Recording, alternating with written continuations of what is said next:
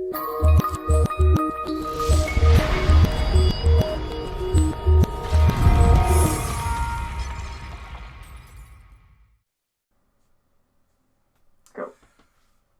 Welcome to another slurpy, bubblicious, carbonated episode of Soda Speak.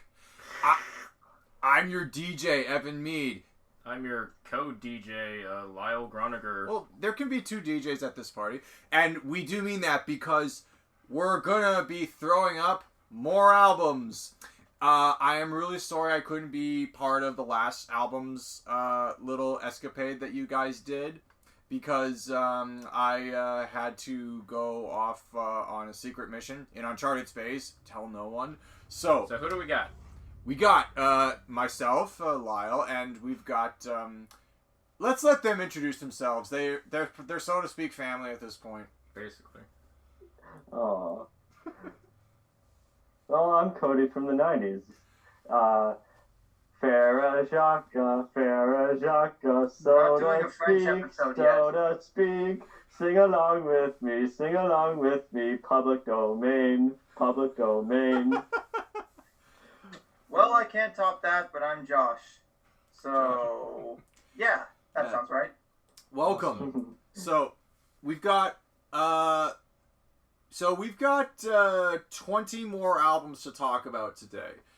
Damn. One of the things I liked about the last albums episode, just because it was ultimately Lyle and Josh's and Cody's idea, but I thought it was really cool because even though I'm not a music critic and I listen to individual songs more so than albums, it's actually kind of giving me the insight to get into because just like a movie, an album is like, an emotional experience that you hear more than what you can see.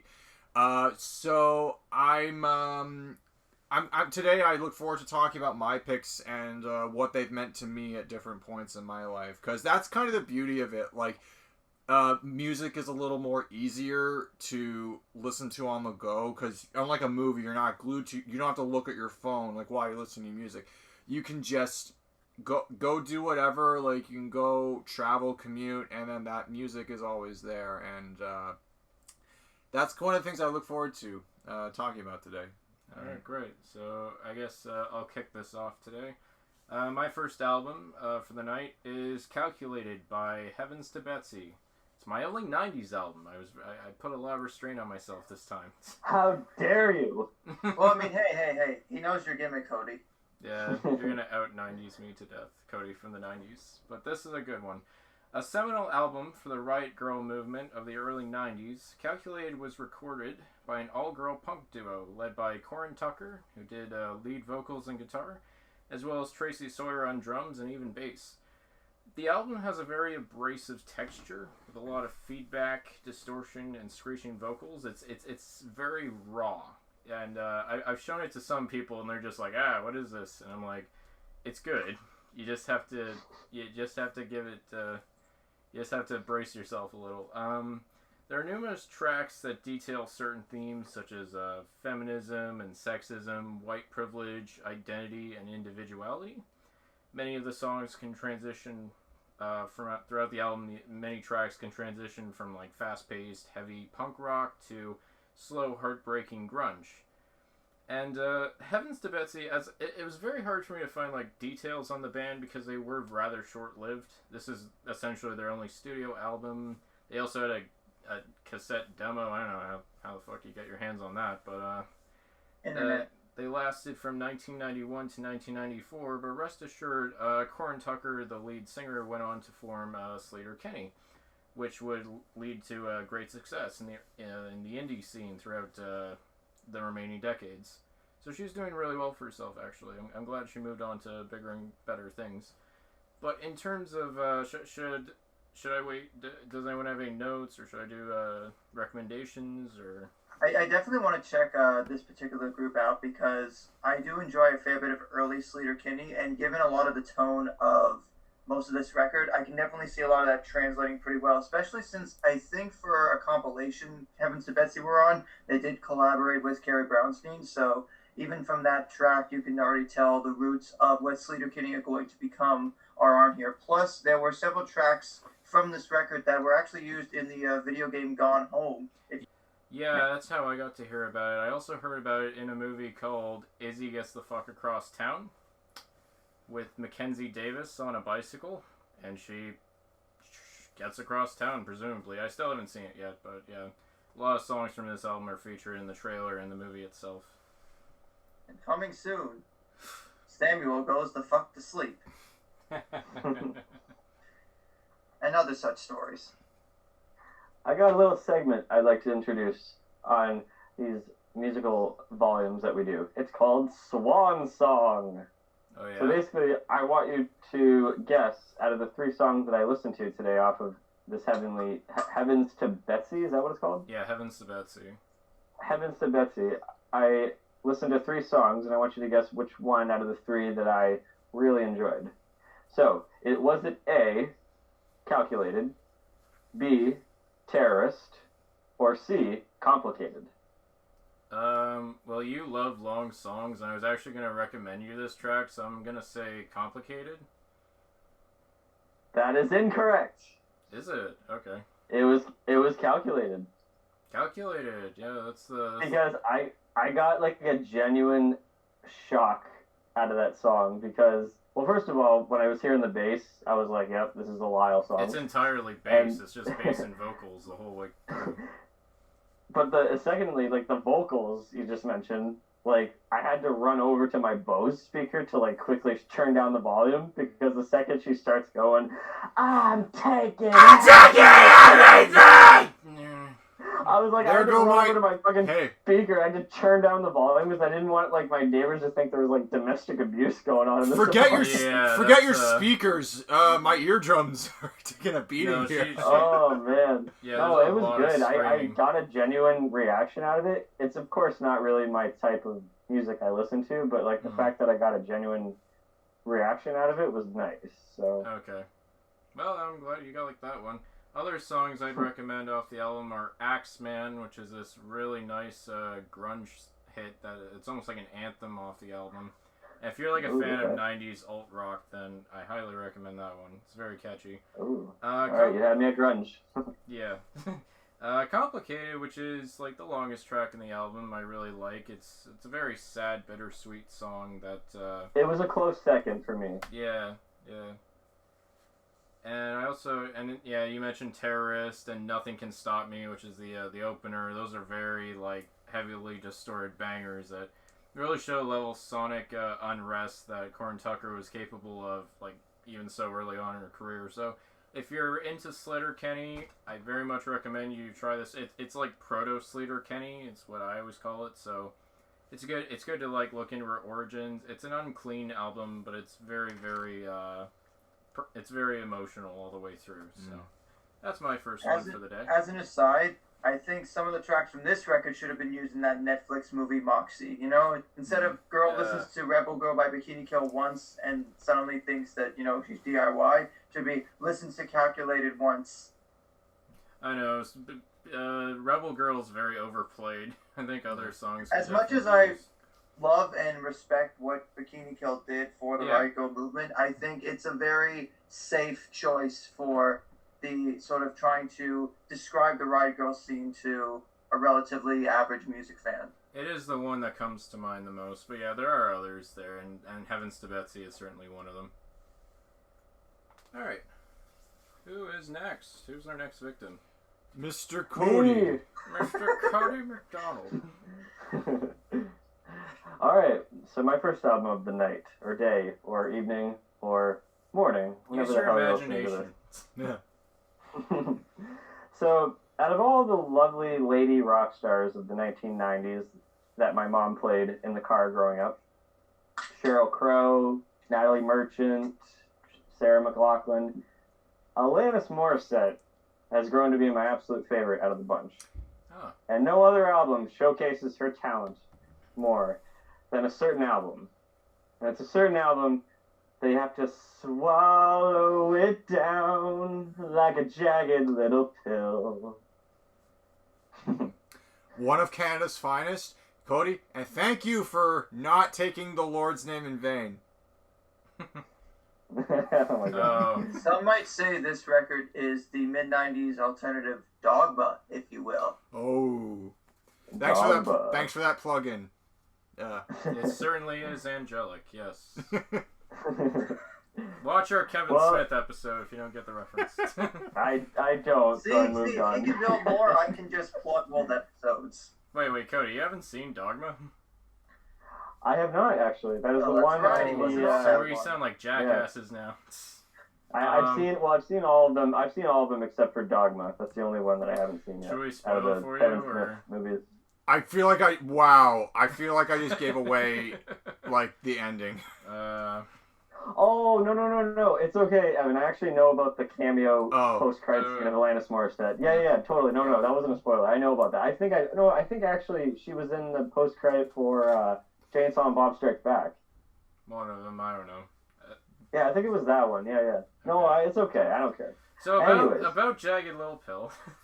Yes, Jagged Little Pill. Released in 1995. It was recorded at the Westlake Recording Studio and the Signet Sound Studio in Hollywood. Not really that many fun facts, other than it hasn't really been confirmed if, like, the hit song off of the album, or at least one of the hit songs off of the album, You Oughta Know, is a basically venting breakup song that's directed towards her ex at the time, Dave Collier. Coolio. One of the Dave Coulier. I think that's his name. That's a pretty I don't cool know. name, yo. Yeah. I hope she doesn't really give away that secret, because I kind of like the ambiguity, and artists don't really always have to explain their means of writing a song. What I love about this album is that her energy is very infectious. It feels effortless. It feels very, like, almost like she doesn't care about how she's singing it, or the range that she's singing, or just the high pitch that she goes to sometimes. She has a very beautiful voice. Like I mentioned, it has a lot of range. I love when she, oh my god, I always struggle to say this word, harmonize, there we go, sorry, tongue twister. Harmonize her voice all the time. And it's just it's a rare album that has a nice combination of it's essentially a pop rock album, but there's a lot of meaning behind it, specifically with the lyrics. Mm-hmm. Yeah. And I actually want to ask you guys a question. When it comes to pop, what do you think should come first? The lyrics or the catchy melodies? Oh, that's a good question. I'm going to talk about my last pick of the night is a pop album. I'm going to elaborate more on this. So it's very appropriate that you bring this up. But I personally think lyrics come before the catchy melody, because I used to just go on a song with a catchy melody, but once I started getting to an age where I started listening to the lyrics, I'm like, if I know the lyrics, like, aren't that good, or are just advocating a bad message, I can't get into the song anymore. So I think lyrics come before catchy melody. See, I'm in the opposite camp. I think melody is more important, because I think one thing my mom always told me was, like, it's like lyrics can be about almost anything, but melody is what hooks an audience in. And that's certainly, like, that's almost how I write too. I find melody is, like, easier to kind of transcribe, and then lyrics come later. That's just my opinion. Sure. I would agree, because especially when a good melody, a good hook, it gives someone a good first impression of a song, and first impressions are everything. And if you give someone a good first impression of something, they're gonna want to come back for more. Mm-hmm. Yeah. I mean, they're both important, undoubtedly, but, like, melody hooks can really save you when you write a song, so it's valuable. Well, that's the thing. Like, normally I would agree with Josh and Lyle, but the thing with Jagged Little Pill is that because there's so much meaning and there's so much effort put into all the songs in this album, that I have no idea if she just wrote her heart out at first and then moved on to making melodies later on, because the melodies are just as equally important, because the whole album, even the deep cuts, are all just so catchy that I'm surprised the entire album isn't played on the radio sometimes. But that's kind of a testament to it. I'll be honest, I don't know a lot of the songs by title, but whenever I listen through the album, I did that a year ago, I think. It amazed me how many of the songs I actually knew off that album, because I heard it on the radio sometime. You Want to Know as a whole, it just sort of captures the angst and the frustration and the raw energy of essentially being the person on the side and trying to move on, but also wanting to let the other person know how much they wronged you. Yeah, for sure. So I have a very embarrassing thing to tell you guys about You Ought to Know. It might be probably the funniest misheard lyric that I've ever experienced in my life, and I only found out about it until like I think a year, maybe a year or two ago. I can't remember. So I always thought that the lyric of I'm trying to get the song in my head. It's not fair to remind you or the cross-eyed bear that you gave to me, like the cross that she would bear for him. I thought it was the cross-eyed bear. Like you saw bear. That BuzzFeed misheard lyrics video also, I see. No, I heard that. I heard that throughout my entire life, and I thought it made sense. I thought she was like putting her anger out on like a gift that he gave to her, like a cross-eyed teddy bear. Hey, he needed to symbolism. cut it out. And I remember I was at a campfire with my parents and a bunch of their friends, and I told them that story, and they laughed their asses off at me. But they thought it was adorable. I was like, no, I thought it made sense. Either way, it's still the same meaning, I guess. but I find a lot of sincerity in Jagged Little Pill, especially with the I call it the 1-2 punch of You Learn and Head Over Feet. I mean, You Learn is pretty warm, and I find it very rewarding to listen. And of course, Head Over Feet is basically about finding someone that you can truly say is your best friend, and that you both love each other for everything that they are. And of course, that refrain of I couldn't help it, it's all your fault. And then you have the harmonica solo towards the end. I would honestly say that's one of Alanis' stronger singles. Yes, even more than You Want to Know. Yes, even more than Ironic. I agree 100% with you, Josh, actually. You Learn and the last track, Wake Up, are my favorite tracks off the album. Ironic is obviously like a fun song. Like, I love it. It's hard not to want to sing out loud the second she starts going, it's like rain on your wedding day. We all know the words. Trust us. Yeah, we all know it. I bet it actually, Evan, you worked in retail. I did. Yeah. Or you did. But is the music that you hear a lot in those stores? What song did you hear the most? Ironic, Hand in My Pocket. Very much like Lyle. Very much like Lyle. I honestly have trouble. You Ought to Know. I actually would be one of my favorite songs off this album because it's the one I've heard the most. Because I think my mom rented it from the library not too long ago, and at the time she wasn't like angry at any like men in her life that she was dating or whatever. She basically we were listening to it, and when You Ought to Know came on, she's kind of like, yeah, Evan, this is the ultimate breakup song. So like you can really feel that when you hear it. The other two that I mentioned, like Ironic, yeah, like that's everyone. That's the one that goes. It's like rain. That one is probably the most common song you are guaranteed to hear in a retail store. Head Over Feet is the one that goes like, and what it all comes down to.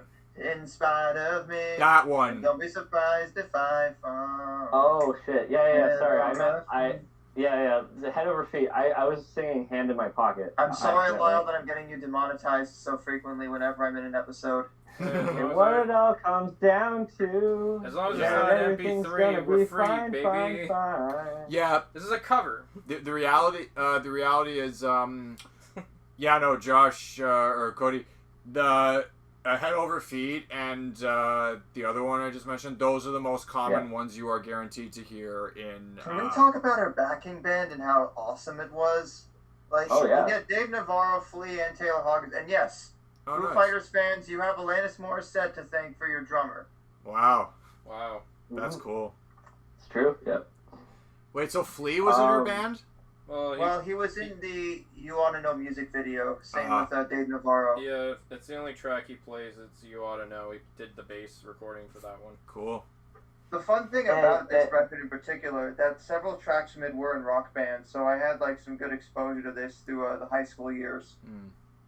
Which ones were on Rock Band? You Oughta Know was on disc in Rock Band 2, and Ironic and Head Over Feet were DLC. I think it might have been the fall of 2009, so... Okay. Josh is our resident Rock Band library consultant. Or the library curator. Like, you know how in Ready Player One, he's that guy at the library who goes... Oh, great. I'm getting compared to that movie. Ready Player One's awesome. And book. The book and movie are awesome. Depending on who you ask, maybe not. Yeah. But Josh actually mentioned off recording that there's a musical centered around this album. Yes, there is. I believe it just started in 2019. So it followed the American Idiot method of make a musical about it almost 10 to 20 years after it was last relevant. You know, like you do. It's written by Diablo Cody. For all the Juno fans out there. That makes a lot of sense. So, let's try to push aside the songs that we all already know, we've heard many times. I want to recommend a lot of deep cuts off of this album because there's tons, and they're just as great, if not better, than the hits. So, Evan, I recommend Right Through You because it's a song that's a little bit ahead of its time in terms of her lyrics talking about how sleazy record executives can be with women. She talks about, like, you know, the wine dine in 69 kind of horrible shit that men do to women. Yeah. And I, of course, want to listen to Mary Jane if I were you, because you like to burn, and the lyrics almost come off like if you are stoned, she kind of sounds like she's talking to the joint itself. Ah. I'll be sure to know that. Yeah. I might have to burn on one of these recordings. Yeah, you might. Maybe one day. Stoner Lyle, I'd listen to Forgiven because it's very not operatic. It's very what's the word? Orchestrated. It's nicely orchestrated. This song. I just thought you would have got a lot. I think you get a lot out of it. And the song "Perfect," probably one of her. Oh, hello, motorcycle. I don't know if you picked that up. It was loud. It sounded like a cow's moo. The song "Perfect" is definitely one of her more slower songs, but it's definitely. I'm not too much of a lyric person to begin with, but it's definitely a song that's all about trying to like impress your parents and be as perfect as you possibly can. I don't know. I think you would get a little bit out of it. And for Josh, I'd recommend Not the Doctor. It's a good one. I can't say too much about it, but it's a good one. As a twist, I would also recommend everybody try to listen through the alternate version of You Oughta Know at the end for the hidden track Your House. Like, if you want to talk about a dark and haunting way to close out the record, that hidden track is the way to do it. Oh, damn, I didn't know about this. Okay. Cool. It only appears on the CD release of it, but you can probably track it down on the internet or on the streaming services version of it. Okay, cool. And one more thing about it is that there's an awesome acoustic version of the whole album that's on Apple Music. And if you're ever in, it's probably on Spotify as well, but if you are ever in a coffee shop, whenever they decide to open, and you're sitting there, like a local coffee shop, you're sitting there, throw on the acoustic version of the Jagged Little Pill. It suits that environment really nicely. Oh, nice. I believe it. That does make sense. Yeah. All right, yeah, that's all I gotta say. Cool. So I guess I'm up next. So the first album I'm going to talk about tonight is hey, remember when I covered Daft Punk's Discovery album on the first album retrospective? You beat me to it. Well, sorry, Josh. I just that album and I go way back. But anyways, the band I'm going to talk about and the album I'm going to talk about right now was created by a band that ran so that Daft Punk could fly. Without the band Kraftwerk, there would be no Daft Punk, and the genre of electropop and electronic and sync pop may not have even existed, because Kraftwerk, hailing from Dusseldorf, Germany, they were industry pioneers, and in the 1970s, they were creating... yeah, Cody's got the... He's got Autobahn on his phone. From the Big Lebowski. Nice, yeah. Yeah, when I looked up this artist, and I'm looking at them, and I'm like, why does this seem so oddly familiar? Yeah. I'm like, oh, this is the techno band Autobahn from the Big Lebowski. Yeah. That's Or Autobahn is... I was like, oh my god, Evan's listening to German nihilist music. Sounds exhausting. Well, the point is, so without, so the point is, like, Kraftwerk were industry pioneers, and I was exposed to them introduced to them more so in 2007 when I was at my good buddy's house, and they played a hits compilation of them, and my gateway song to Kraftwerk also happens to be track number 1 on this album. It's called The Robots. And that was I had a lot of fun jamming out to that album, and then I borrowed the hits compilation off my friend, and I ripped it onto my computer, and I put it on my MP3 player. I got my iPod like a little later in life, so like I was running MP3 tech beforehand. So on my MP3, I actually listened to that hits compilation of Kraftwerk, and it was, kind of getting me through, an anxious time in grade 10. But I actually discovered this album years later, and a lot of the songs off that hits compilation were on The Man Machine. Did I mention the album I'm talking about? The album I'm talking about is called The Man Machine. It was recorded in 1977, 1978 in Dusseldorf under the production label Kling Klang, and it was produced by Ralf Hütter and Florian Schneider, and Florian Schneider very tragically passed away in 2020. So this is kind of like I actually kind of looked up their music again to kind of pay my respects to him. So in terms of this album as an emotional experience, it's kind of weird because it starts off, with this really, groovy tune, The Robots, and then songs like Space Lab and Metropolis are really, they're a little eerie.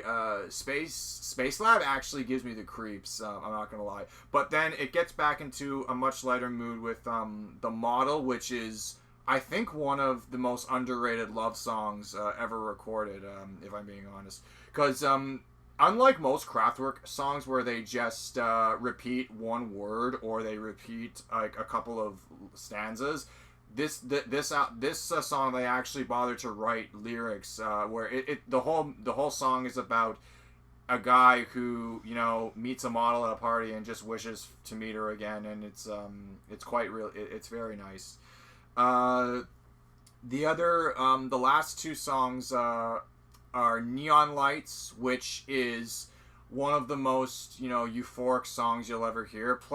It's the perfect song to play at dusk or like at nighttime, and it just leaves you with a really happy feeling.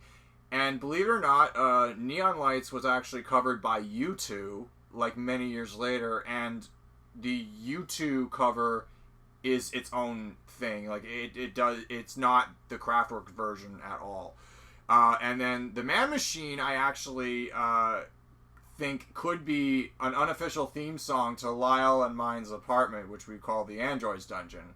Because I remember when in the early days of the pandemic, I was blasting The Man Machine in our living room, and I was like, wow, no, it really fits the tone of our apartment. So in terms of what songs I would recommend to all of y'all, Lyle, I'm going to recommend you listen to Space Lab because it's eerie. No, well, more than just that.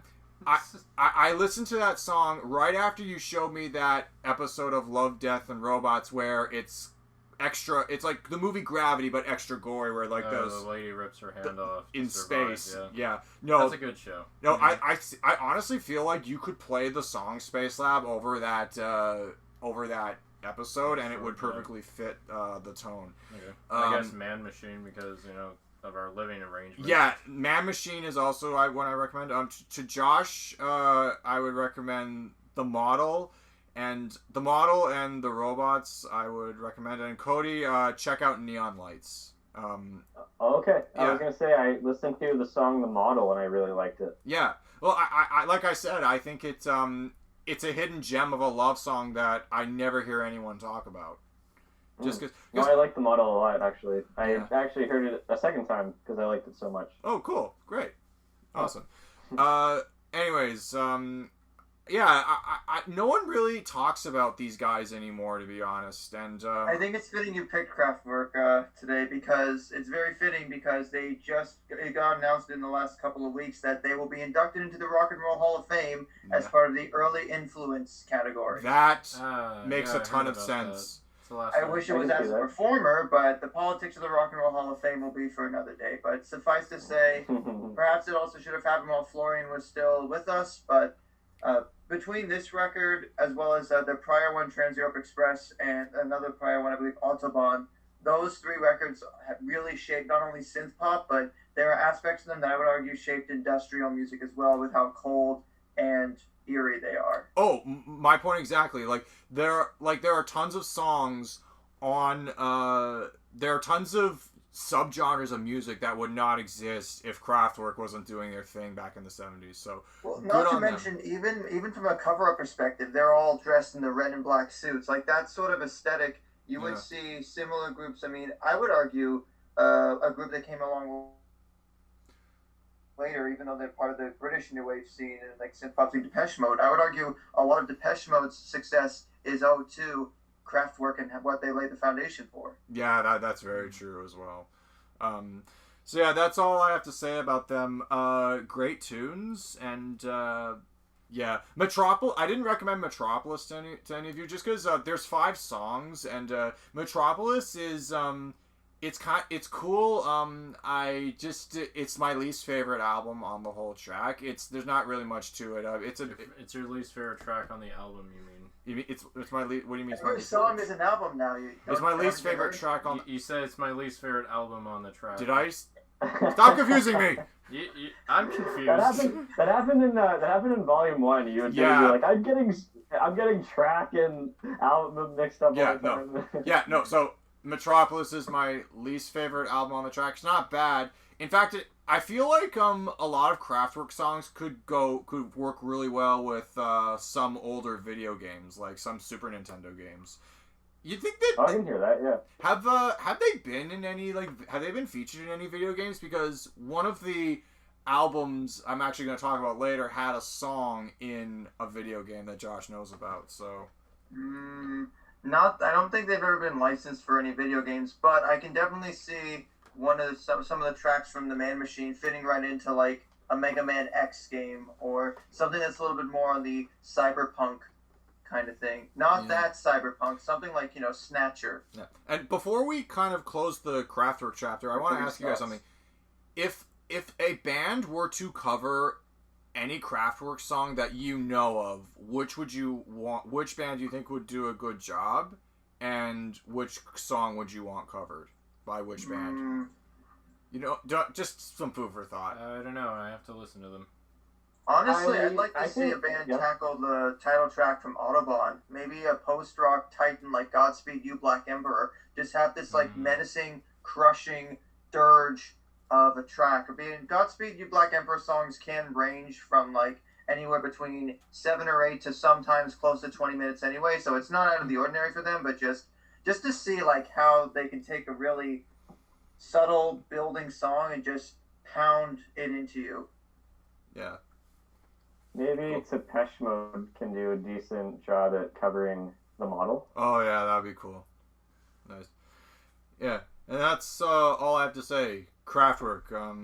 Hey Evan, is Kraftwerk gonna come to you when you sleep tonight?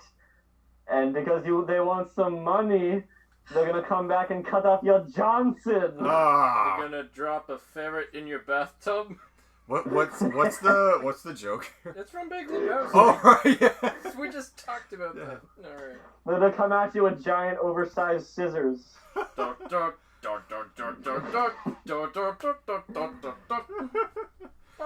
I'm sorry. I don't remember the Big Lebowski as well as you guys do. Sorry.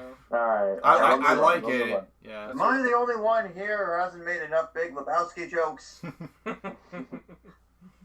I'm out of my element. Yeah. There you go. Shut the fuck up, Donnie. There you go. Okay. Alright, Josh, it's your turn. Process of elimination. Yeah, so the best deduction method. So, my quote-unquote log line, what do you get when a band proves that their dream is not in fact over, but that they are really burnt out? You get my favorite pup record thus far, 2019's Morbid Stuff, where yes, Stephen Babcock is burned out on a lot of things and very fed the fuck up about it. It literally starts with the title track with the first part of the verse going, I was bored as fuck, sitting around and thinking all this morbid stuff, like if anyone I've slept with is dead.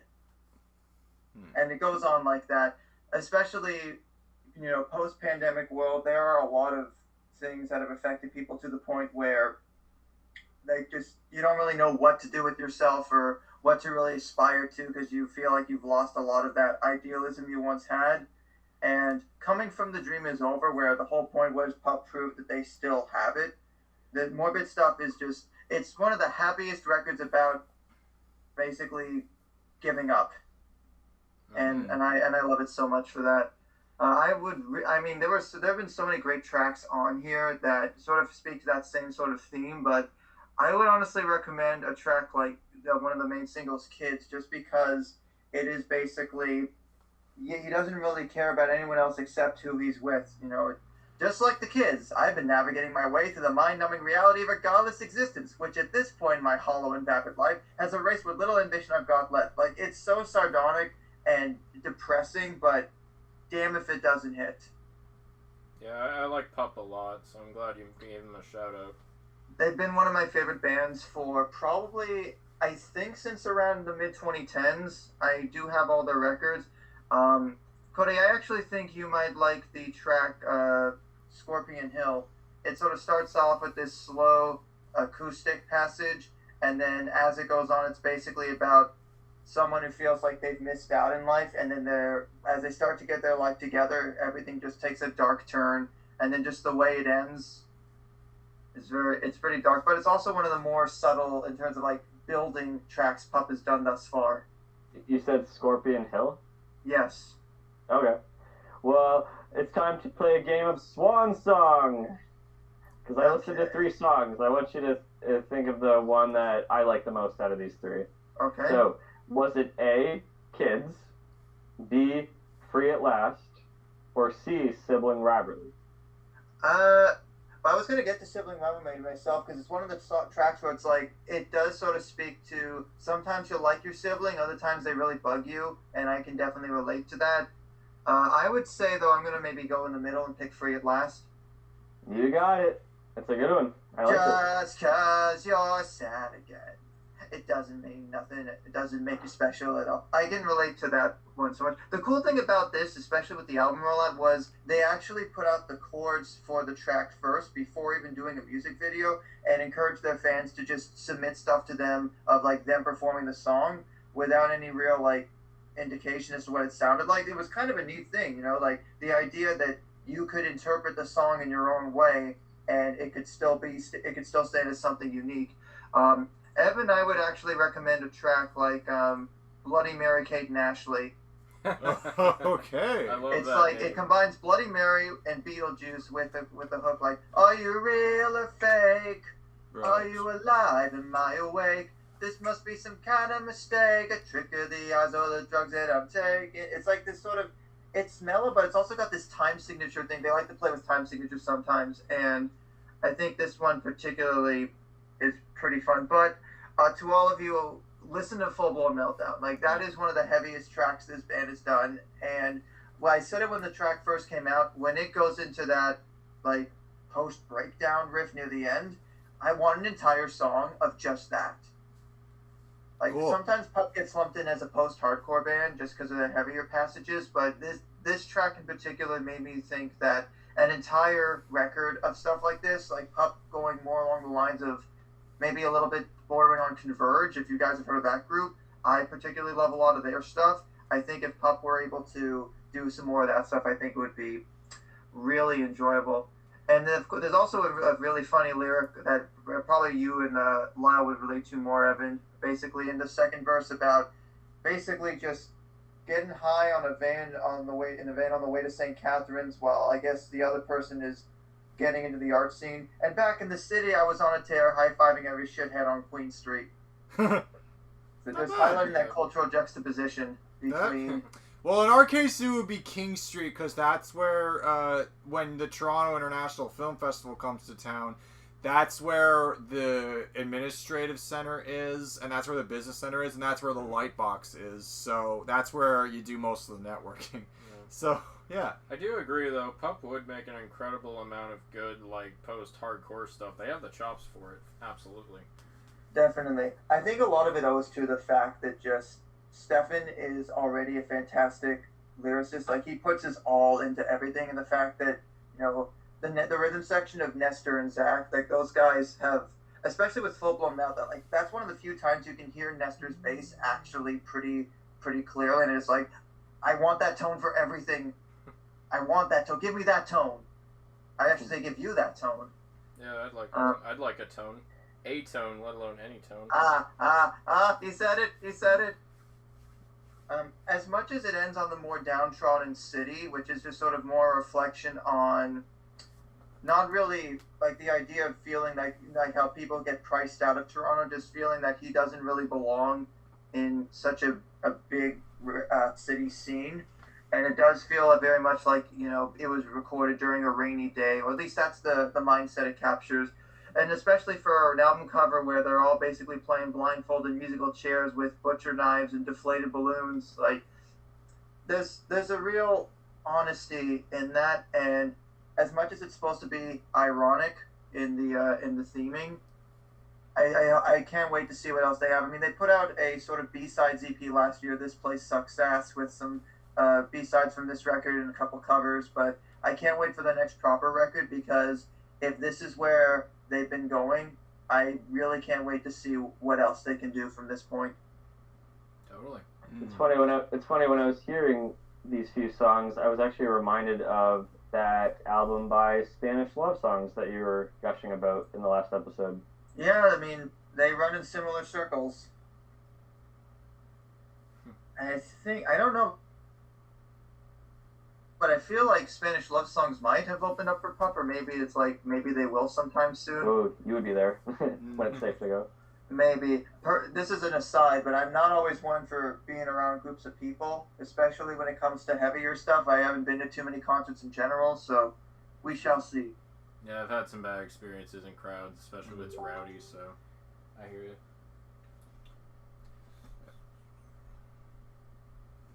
Alright, I guess we'll move on to the second round here. So my second choice for the night is The Greatest Show Unearthed by Creature Feature. So let me ask you something. What do you get when you kidnap Danny Elfman and Tim Burton? They probably could have kidnapped Henry Selick, but they didn't know his name, because they just assumed Tim Burton made this.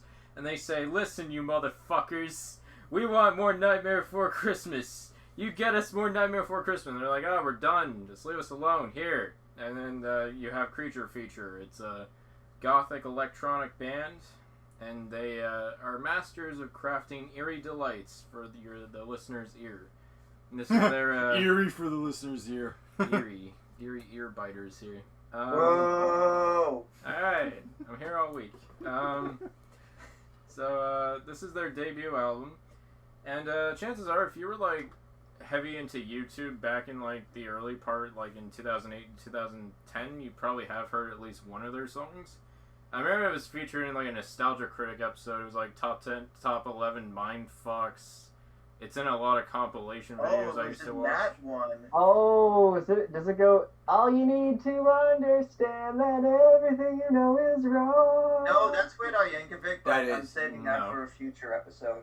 Damn it. I thought I got it. No. Is that the one that goes da da da da da da da da da da, something like that? No, it's like welcome to the lower berth, the greatest show on earth. Da da da da da da da. Oh yeah. Yeah, the crazy. carnival. Oh, I don't know that one. Yeah, that's in between each of them.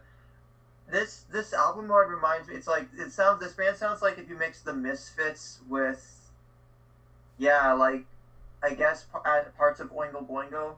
Yeah. That sort of wacky, sort of post-punky. Well, I mean, stuff. yeah, it is very much inspired by horror. Like much of their music contains many references to like Edgar Allan Poe or films from the German Expressionist era and other like icons of horror. Like, yeah, I would say it's like a lighter version of Misfits or even like Rob Zombie to an extent. But like, yeah. It's more it's electronic. It has a lot of organ work. And yeah, I got this might be me, but this album art reminds me of Motionless in White's record Creatures, which is a completely different, well, slightly different sound, but just the spooky cemetery vibe. Yeah, this is definitely an album you want to listen on. Like, AFI, that's another one I just realized. Yeah, AFI, that's a good comparison. Reminds me a little bit of the Total Immortal EP with the pump, like the jack-o'-lantern and the cemetery. Which, yeah, as I was saying, this is like an absolute must-play album for like a Halloween party or something of that sort. Oh. It's very, very spooky. Yes, I literally wrote that down. Yeah, I literally wrote those exact words down, Lyle. I said this would be perfect for a Halloween party. It is. I always. Because I don't have a lot to add other than I just only skimmed through it and I wrote down, yeah, like I got that vibe of like a Halloween party, but it was just nice to kind of hear like a comedic tone out of all this. Yeah, it's some of it's playful. It's dark, but there are more playful songs and more kind of like gallows humor like songs. Like one of them is like A Gory Demise is literally an alphabet song, and every single person listed, it's like this is this they person all died and here's they how. died. This is how they died. Is that where they have the Ring Around the Rosie lyrics? Like, ashes to ashes, they all fall down. Yeah, the chorus. Yeah. Ashes to ashes, bones to paste. You'll wither away in your resting place. Eternity in a wooden case. We all fall down. We all fall down here. You'll fall too. Well, hey. Oh man. Oh, Pennywise. That's the one. On an aside, that track in particular, the verses remind me of a different sort of horror themed track by the punk band The Riptides, Friday the 13th, where it's basically describing the different characters and how they meet their end. Yeah, exactly. Yeah, if I had to recommend some for you guys, Aim for the Head is the one that was my gateway to this album. It's a zombie track. It's got a lot of like samples from Night of the Living Dead sprinkled in. It's a catchy one. And Greatest Show on Earth, the title track is really great too. It's got like this carnival, like you're on a twisted carousel kind of vibe to it. And some, I mentioned Gory Demise. I also really like Buried Alive. That's a very solid track. It's very eerie, and it's got like Lovecraftian like lyrics to it. And then Six Feet Deep is kind of similar, but I also like that one as well. That's one that doesn't get as much attention. I couldn't find any details because they're not very well known, but it was kind of nice to see. I looked them up on YouTube again like a week ago, and I saw that more people were still doing like fan animations dedicated to like the songs off the album, and I'm like, oh wow! Even after like a long, like well over a decade since they released the album, people are still like making like creepy fan art to all these songs and all these animations. That's really cool. I hope it carries forward. Okay, I'll take that as time to move on. What do you got for us, Cody? Alright, my next one is Black Mountain's Wilderness Heart from 2010. Yeah, I got some Canadian rock bands coming your way. Payoff from a previous episode. Yes, I name dropped that in the last one. That's right. This was a little bit tricky to find fun facts. I couldn't even actually find where this album was recorded, and this album really, or this band, I should say, really keeps to themselves. I had actually a lot of trouble finding like fun facts or like their history. They just don't have a lot, so I'll just kind of go into my history behind this album. My uncle just randomly one day recommended it to me. It clicked with me. I think it's nicely straightforward. It really harkens back to like the hard rock of the 1970s, but with a tinge of like psychedelic in it. I love the duets between Stephen McBain and Rachel Fennon. I believe that's their names. I know that there was another female singer that dropped out of the band in their, I think might have been the last album that they were in before this one came out. But it's cool to kind of hear duets in a hard rock band. So I don't. I'll get to my recommendations, but I gotta tell you, this is just a stupid story that happened, and I almost saw them live. But so what happened was that my uncle recommended. So this is actually kind of a two-parter story. So my uncle got me concert tickets for Elliot Brood one time, and I forget exactly what happened, but because I was a little drunk that night. But when we got to the Phoenix Hall, me and my date at the time, who will remain nameless, I think it was either I got a little sick and I felt like I was going on like I felt like I had like low blood sugar, and like she was also feeling a bit uncomfortable because we got there extremely early, and the more the crowd started to come in at the Phoenix, and I don't know if any of you who've never been to the Phoenix, it's a venue and it gets kind of crowded. Yeah. Now I said to her, I'm gonna feel okay. I just need to kind of test my blood sugar and see where I'm at. But like we can go up on the kind of mezzanine area if you want to stay comfortable. And she felt horribly, like, just I don't know. And again, I was very drunk that night, so everything is kind of like a blur to me. But she's like, I want to leave. I will drive you home. I just want to leave. This is too weird for me.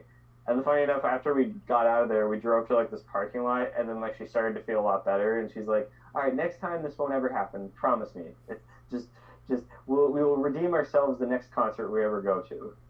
So then, I don't know, a while goes by, and then my uncle tells me, "Hey, did you know that Black Mountain is coming into town?" And I went, "Oh my God, I got to see them." And he lives all the way in Vancouver, and I don't know how the hell he knows when like concerts pop up in Toronto, so it's kind of strange how it works that way. So they were going to play at the Horseshoe Tavern here in Toronto. I've been there. And yeah, and it was super cheap to get the tickets as well. Like I just had to go to this one record store down on Queen Street West, and the tickets were like less than $20. It was really cheap, and I'm like, this is perfect. Because I was really on a big high with Wilderness Heart at the time. I'm like, me and my date will redeem ourselves. This is perfect. So she texted me and said, I can't pick you up because I wasn't driving at the time. She had a car. She's like, I can't pick you up right now, but I can. If I meet you there, just hold a spot for me. I just had to find parking. I'll meet you there. Just meet me in front of the building when I get there. So the concert started at about 11 or so at night. Yeah, something like pretty late at night. And I got there like kind of super early. I was there around like maybe 10 o'clock, just shooting the shit with this one guy that I met there who was like my age. And then all of a sudden I get a text saying, I can't make it. And then I'm like, why? I tried calling. She never fucking answered me. Aww. And I go outside. I'm like, and I'm starting to feel kind of uncomfortable. I'm like, really? I don't want to be here alone at night on Queen Street West. Queen Street West in Spadina at night is probably like the worst place it can be other than Jane and Finch. Yeah. So I said, Sure, fuck this. I don't want to get out of this show at like 2 a.m. So I said, screw this, and I walked away. I went home. And then she got back to me like 3 weeks later, and we hung out for like one more time, and that was the last I ever saw of her. But then, like 8 months later, I met the love of my life I'm with right now. So I guess it worked out. Clearly So it did. I yet to see fucking Black Mountain, so I can hold that in my fucking missed opportunity stories, because not one but twice I got kind of like, just bad dates. Yeah. and 2 involving concerts, so I hate that. Alright, so anyways, I'll take it on home to recommend. Story, Cody. What a story, Cody.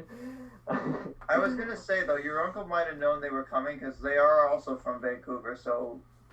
Yes, yeah. Well, I don't know. He always he really encourages me to go see concerts. So he's always just.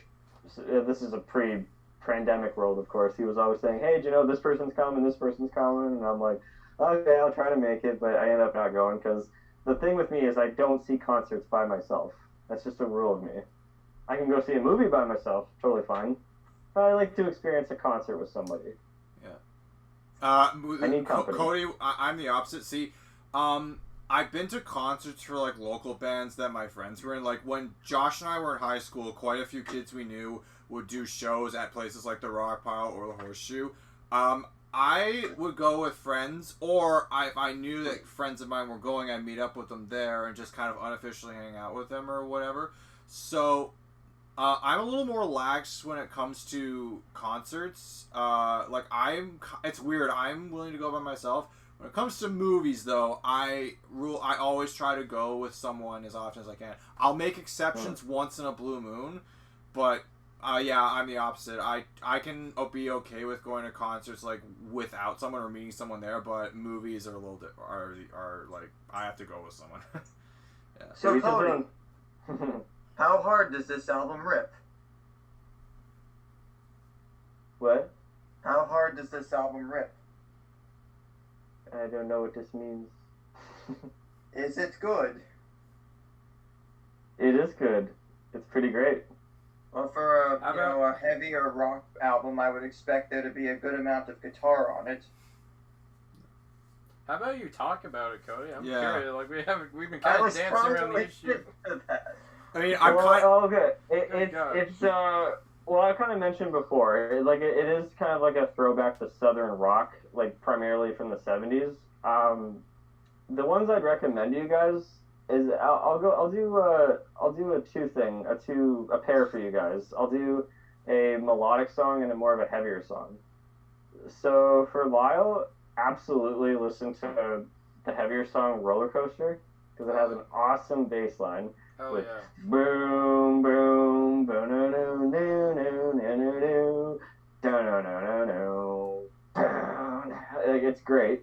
Awesome. And then also the melodic song, I want you to listen to the last track, Sadie. Okay, that sounds nice.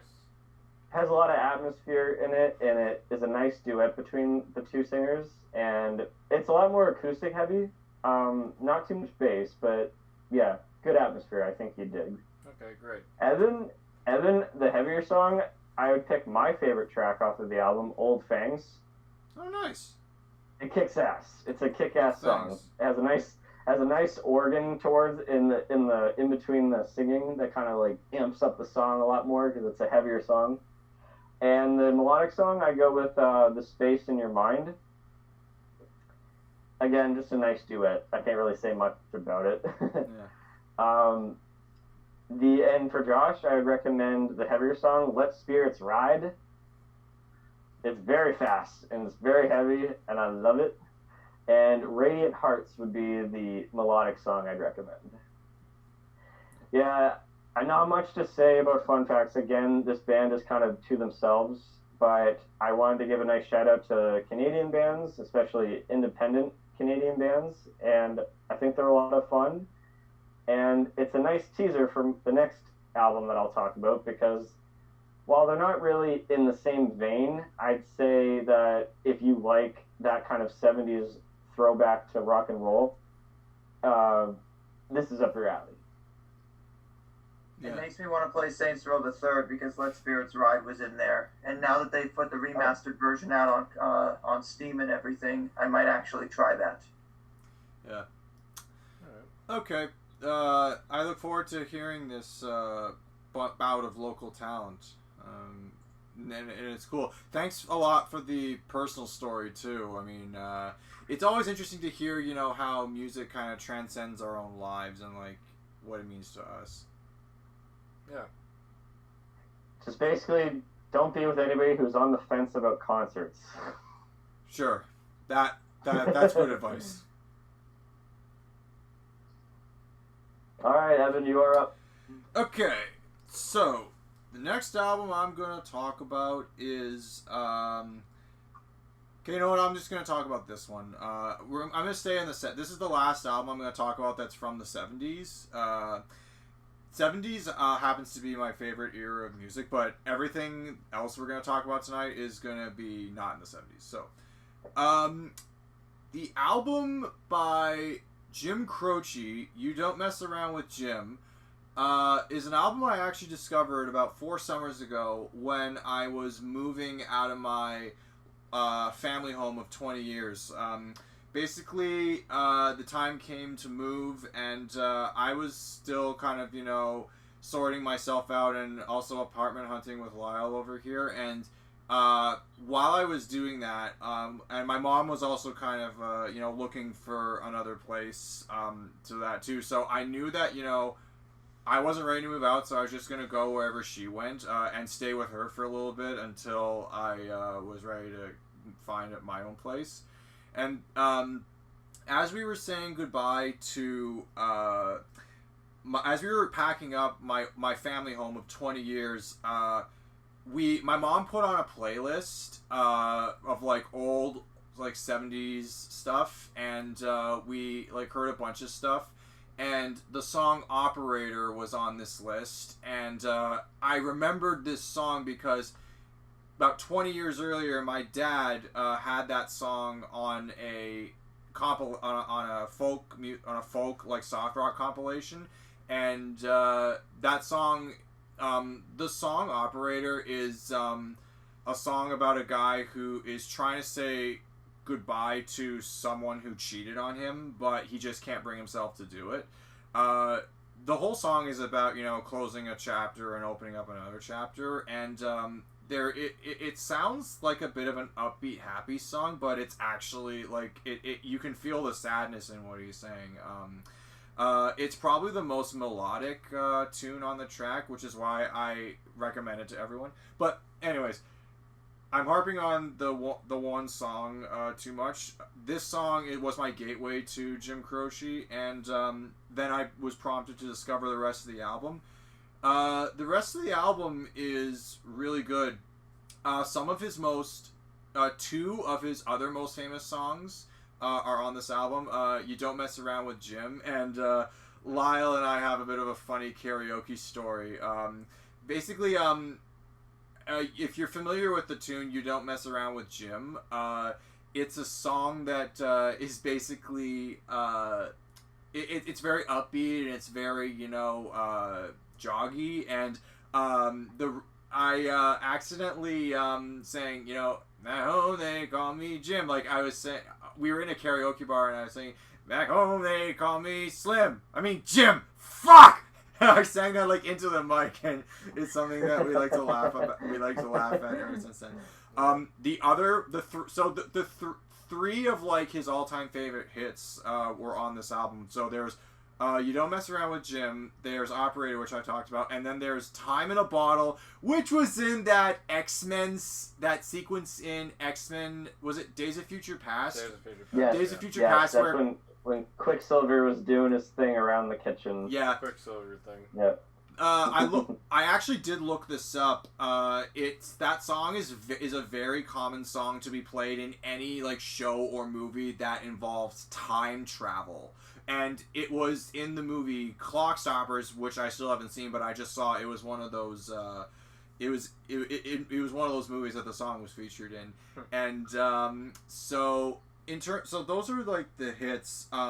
Other stuff on the album that I really like, that I actually think is kind of "A Long Time Ago," I think is another underrated love song. It's the kind of song that you would want at a wedding. It's a very romantic tune about getting over your fear of falling in love and just committing to someone. So I would say definitely check that out, Cody. I'm kind of just jumping all over the place with what I recommend.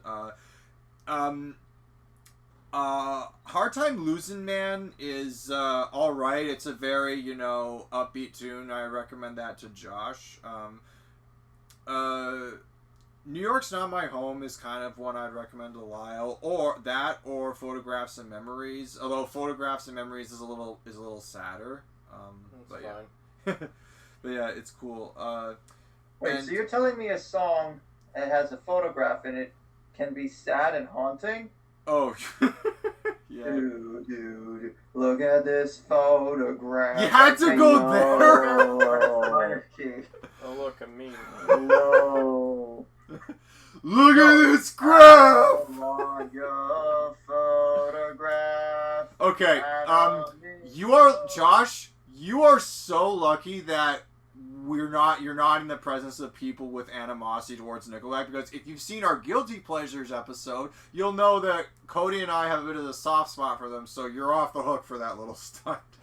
As an aside, I think people have warmed up to them over the years because people have learned that you don't really need to necessarily feel guilty about finding pleasure in something. Although, granted, in the era of accountability and music and stuff, that can also be difficult. But Yeah. I think I kind of want to check this record out, given that Jim was not necessarily around to see a lot of this record's success. You beat me to it, because this is another thing I was going to mention. Sorry, I'm hijacking your pick. No, it's okay, but I kind of expect that because you're the hardcore music enthusiast, and I would be doing the same if you were talking about a movie and then I knew something about it. But yeah, no, Jim Croce very tragically died in a plane crash at the young age of 30. Yeah, so. He was taken from us way too soon, and when we do, Lyle has talked about doing an episode coming soon, so to speak. I think it's our next one. Oh yeah, so next week when we record celebrity musicians and celebrities that were taken from us too soon, I'm putting Jim Croce on the list. So we'll talk more about that. But yeah, good album. One song that I would actually recommend to all of you is "Tomorrow's Gonna Be a Brighter Day." It's, I remember, I remember listening to that song when I was kind of in a rough financial spot a few years ago, and it honestly made me feel better. So yeah, I feel like that song could have been, it's like the ultimate song to, kind of, make you feel like, it's not all bad, and we could have, I feel like I should have recommended that to my friends, way earlier in the COVID-19 pandemic, but other than that, you don't mess around with Slim. I mean, Jim! Fuck!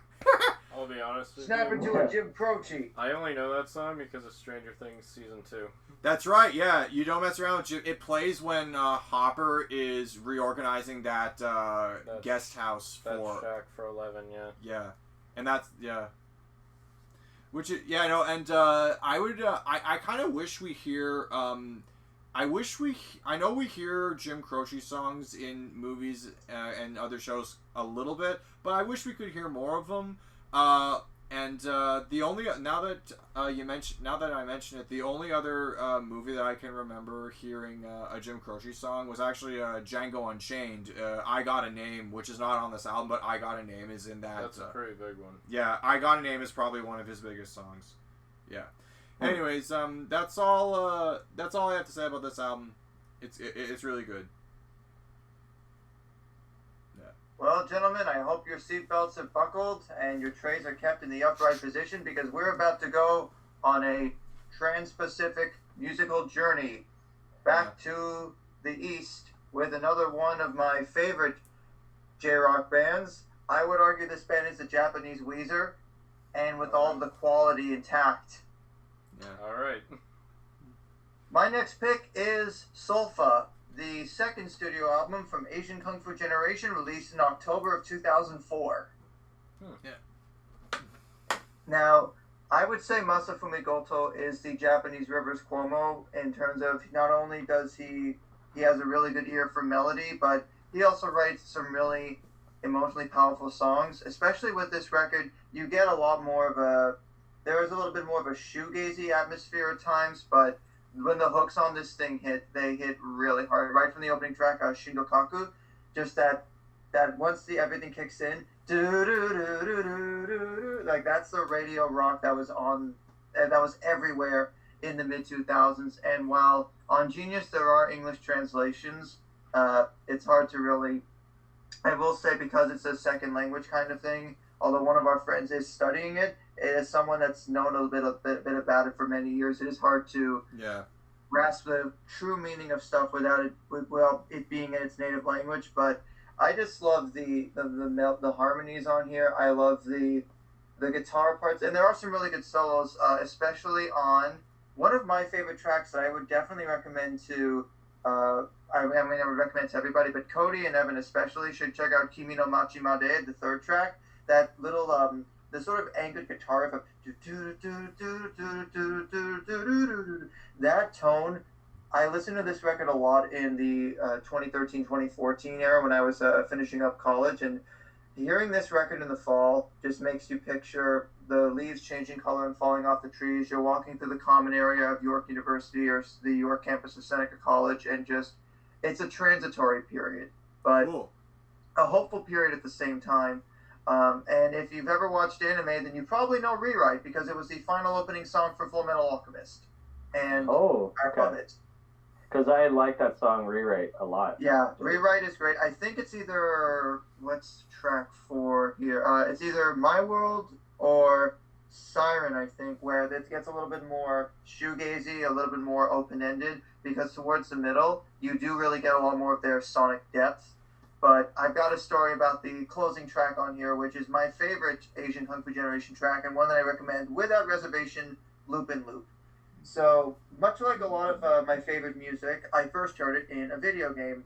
Most notably, it was the spring of 2007, and I had gotten this DS game, a Japanese import called Os Tatakai Uendon, which many video gamers will know as what essentially led us to get Elite Beat Agents in the fall of 2006, which in our particular friend group, a lot of people were playing that game when we first started high school. Yes, but I do remember this.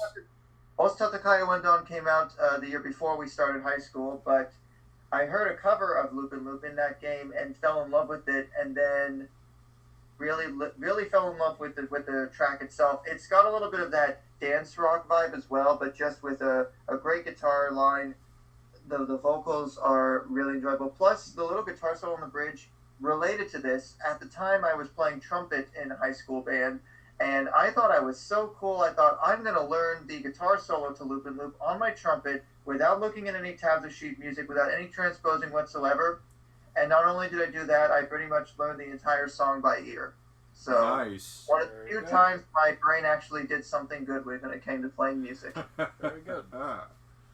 No, yeah, it just ends on really such a hopeful note. Like, you want to hear more of that tone in the record, but it was one of those things where just even the chord progression of da da da da da da da da da da da da. It's so major key, but it definitely sounds like these guys could write a strong hook when they wanted to.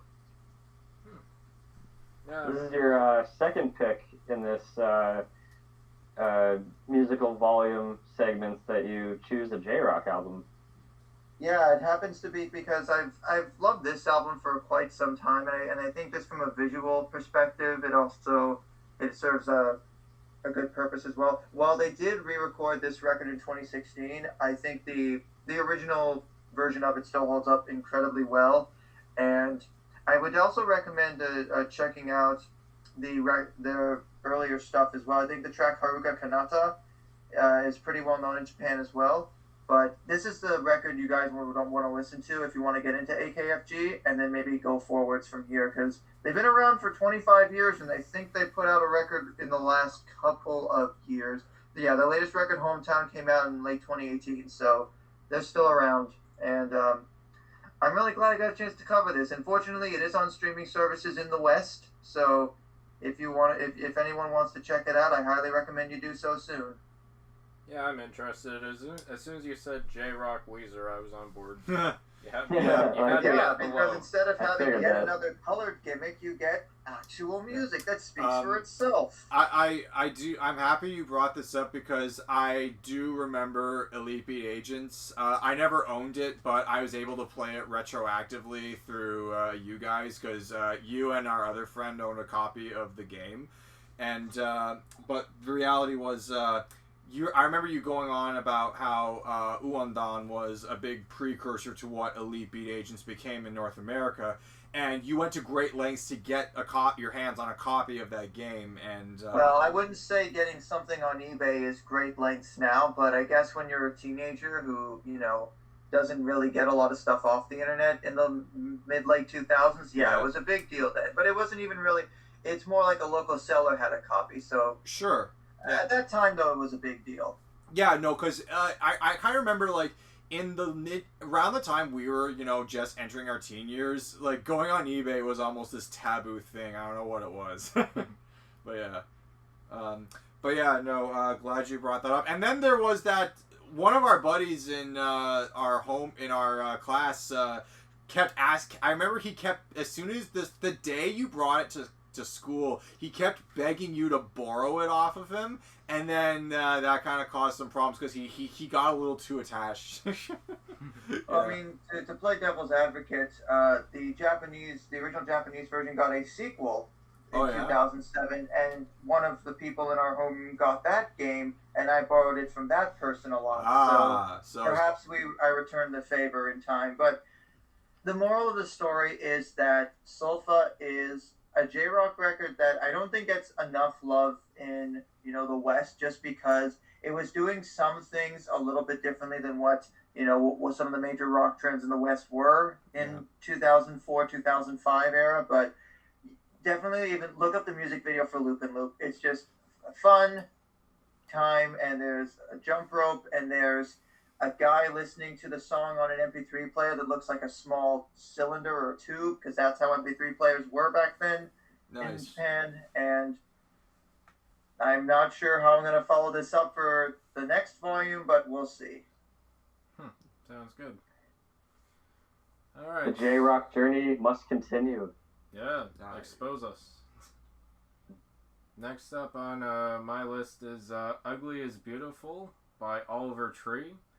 This is the most recent album on my list, and I can see Josh is giving me a dirty eye. Because Evan's going to talk about me referencing Photograph as a meme. This is a meme. This is a modern meme, I should say. Yes. So this is an album developed by an internet personality named Oliver Tree. This is his first studio album. He's released EPs, and he does a lot of promotional videos for his work.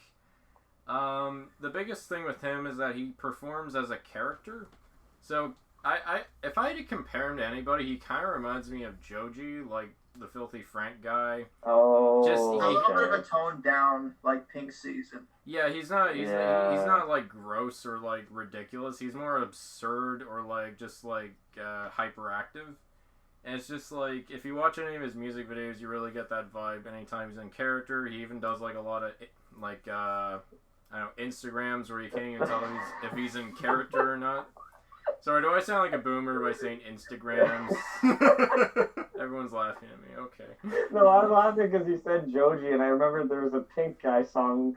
It was a slower acoustic song called Anal Beads. That sounds like Joji. Joji. Crossover in music tastes tonight. Anal Beads. Shut the fuck up. You're a fucking C-word. Shut the fuck up. Nobody even wants you. Honestly, when I heard a few of these songs, I thought like, hey, this is kind of more entertaining out of the taste in music that Lyle has. But when you said you're comparing it to Joji, I was like, oh, now it makes sense. Yeah, now it makes sense. This is definitely an interesting look into someone who does stuff like this. If I had to compare his sound to anybody, it's kind of like, I guess it kind of falls in the alternative hip-hop kind of vibe. So if you like Beastie Boys or Cypress Hill. Also, the production value kind of reminds me of like a modern Blink-182 record. So like California era. That's a contentious album, but that doesn't bode well, given California and 9 are not really, they're not like full-on. Well, I'd argue 9 is not so much full-on pop-punk. I don't like 9, but like at least California, I just noticed similarities with the production and the sound design. In some of his more alternative-based songs. The album represented a lot of what Tree had in terms of distaste towards the music industry, as well as like him kind of being like a meme in and of himself. Like the fact that he's kind of like suffocated by his own persona at times. So there's a few songs that really delve into that, and this has been said to be his last album, despite being his debut. He doesn't want to make any more. It's like he's retiring, which is kind of weird because I was on his YouTube the other day. Musicians said they're going to retire and then they don't. Yeah, because he's been releasing singles for a little while. Like I saw one like just a few days ago they uploaded. So who knows? I don't know. Maybe it's all part of the joke or the facade. Well, there's a deluxe edition of this. Or there will be one, because there was a track Out of the Ordinary that came out a couple months ago. Mm-hmm. Mm. Yeah. So if I had to recommend this is a case of where... Okay. Oh, are we good? I don't know. Do you guys have anything to say about Oliver Tree? Or? It sounds interesting. I feel like, I'll get a kick out of it if I listen to it. I have another round of Swan Song, Lyle. No. Okay. I had a song to recommend you. Okay. So out of these songs, which one did I like the most? A, Alien Boy. B, Waste My Time. Or C, Introspective. Alien Boy is the most popular song off the album. I'm tossed between Alien Boy or Introspective. I don't know. Introspective? You got it. I like that one. Wait, does that mean that Oliver Tree wrote a song about Tom DeLonge then? It does. Oh my god, the Blink-182 crossover is there. It actually does sound a lot like a Blink-182 song. That and Let Me Down kind of have that kind of similar vibe. See, the thing with Ugly is Beautiful is it's very much like how when we were in high school in the late 2000s, some of us, we thought The Lonely Island was the funniest thing ever. Oh, or yeah. Maybe that, teenagers in the earlier 2010s when Joji was still doing the Filthy Frank stuff, they thought it was the craziest thing they'd ever seen. This is where the gimmick begins to outweigh the quality of the music on here. The only track I knew going in was Hurt because it was Rock Band DLC a couple years ago, but oh, wow. I can't say this record is for me personally. I mean, granted, Marshmello produced Jerk, and I'm not a huge Marshmello fan either, but the fact that there's 8 singles from this thing dating back to like 3 years ago at this point, and now there's a deluxe edition, I'm like, how much of this is the label actually in on, and how much of this is actually what Oliver feels? Because I saw that Anthony Fantano interview. Like, the dude has to be in on it to a fair degree. Yeah, I have a feeling. Yeah, he has like 7 different collaborators on this. Yeah, and I guess, yeah, because he's got like Andrew Goldstein, David Kramick, Marshmello, as you mentioned, Nudes, Stint, and Weathen, which is a collaborator of his, apparently. Yeah, I haven't listened to his EPs. I'm sure maybe, I don't know if he's just milking it. He might be, I don't know. But, yeah, no, I don't know. I find it to be a solid album either way. I just find Oliver, like, fascinating, I guess. I feel like, Evan, you're going to watch some of his music videos and be like, what drugs is this guy on? Because he directs them all. Cool. If I had to do some recommendations, Cody from the 90s, there's a song for you, literally called 1993. Hey, the year I was born. That's the year he was born, too, so there you go. That's crazy. And then there's other ones. I really like Cash Machine. It almost feels like a Pixies song, but with like electronic beats put into it by the midpoint. Bury Me Alive is kind of like this nice dub hip-hop combination. Let Me Down's a pretty smooth alternative piece. Alien Boy is like the solid song that definitely is the high point of the album. And then I personally really like the closer, I'm Gone, because it has like this piano interlude, and then it bursts into shouts, and then this heavy bass distortion kicks in, and the song really jams. I like that. That's definitely my favorite one of the album. And it's kind of like it definitely leaves the question as to like, is he gonna keep going, or is he just gonna is he gonna stop? More than likely, he's gonna keep going. So that's Ugly is Beautiful. It's not for everyone, but it's definitely out there. So, Josh, you actually had an excellent point about how you think Lonely Island kind of inspired a generation of artists, and I have to put on quote, artists creating songs that are like a lot more comedic, and it's kind of like this quality versus quantity kind of thing, where it's like That's actually kind of interesting because I think you have a good point on that. You should do like some video essay on that. They got I some didn't views. go to. I don't have a university diploma, so I can't say I'm qualified. I have 2 college diplomas, so maybe that equals 1 university diploma. Maybe on the math. It's kind of a thing because like if I want hyperpop, I could listen to some Charlie XCX. I could listen to some Dorian Electro. I could listen to 100 Gex, among others. Like this isn't really to me pushing any boundaries other than if the next record is going to happen in the next year or two. I'm hoping maybe there's a little bit more. What's the word? I can't think right now. There's a little bit more. Like he pokes fun on himself a little bit more. Because if you keep leaning into a gimmick, eventually people are going to get bored. It's like wrestling, you know? Yeah. It's a good point. All right, this is round 3, right? Yeah, okay. My next album is Wolfmother's self-titled album from 2005. Nice.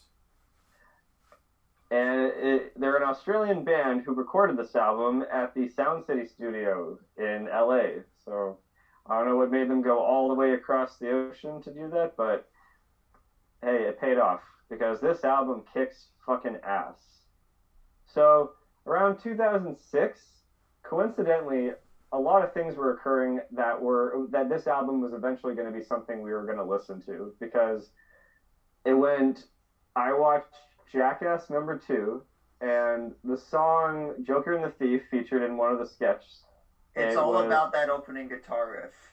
Yes, Basically. absolutely. I think it was during the sketch where they were riding bikes off of a dock into water, and it was all their bikes were attached to like compressed air tanks, and it would just launch them off into the water. Yeah. But I remember thinking, hey, this song's kind of cool, but then I kind of shrugged it off.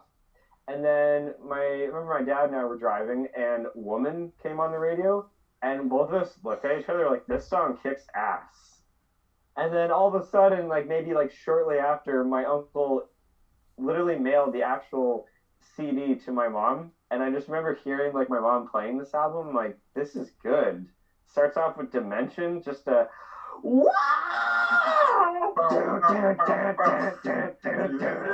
it just gets you pumped right away.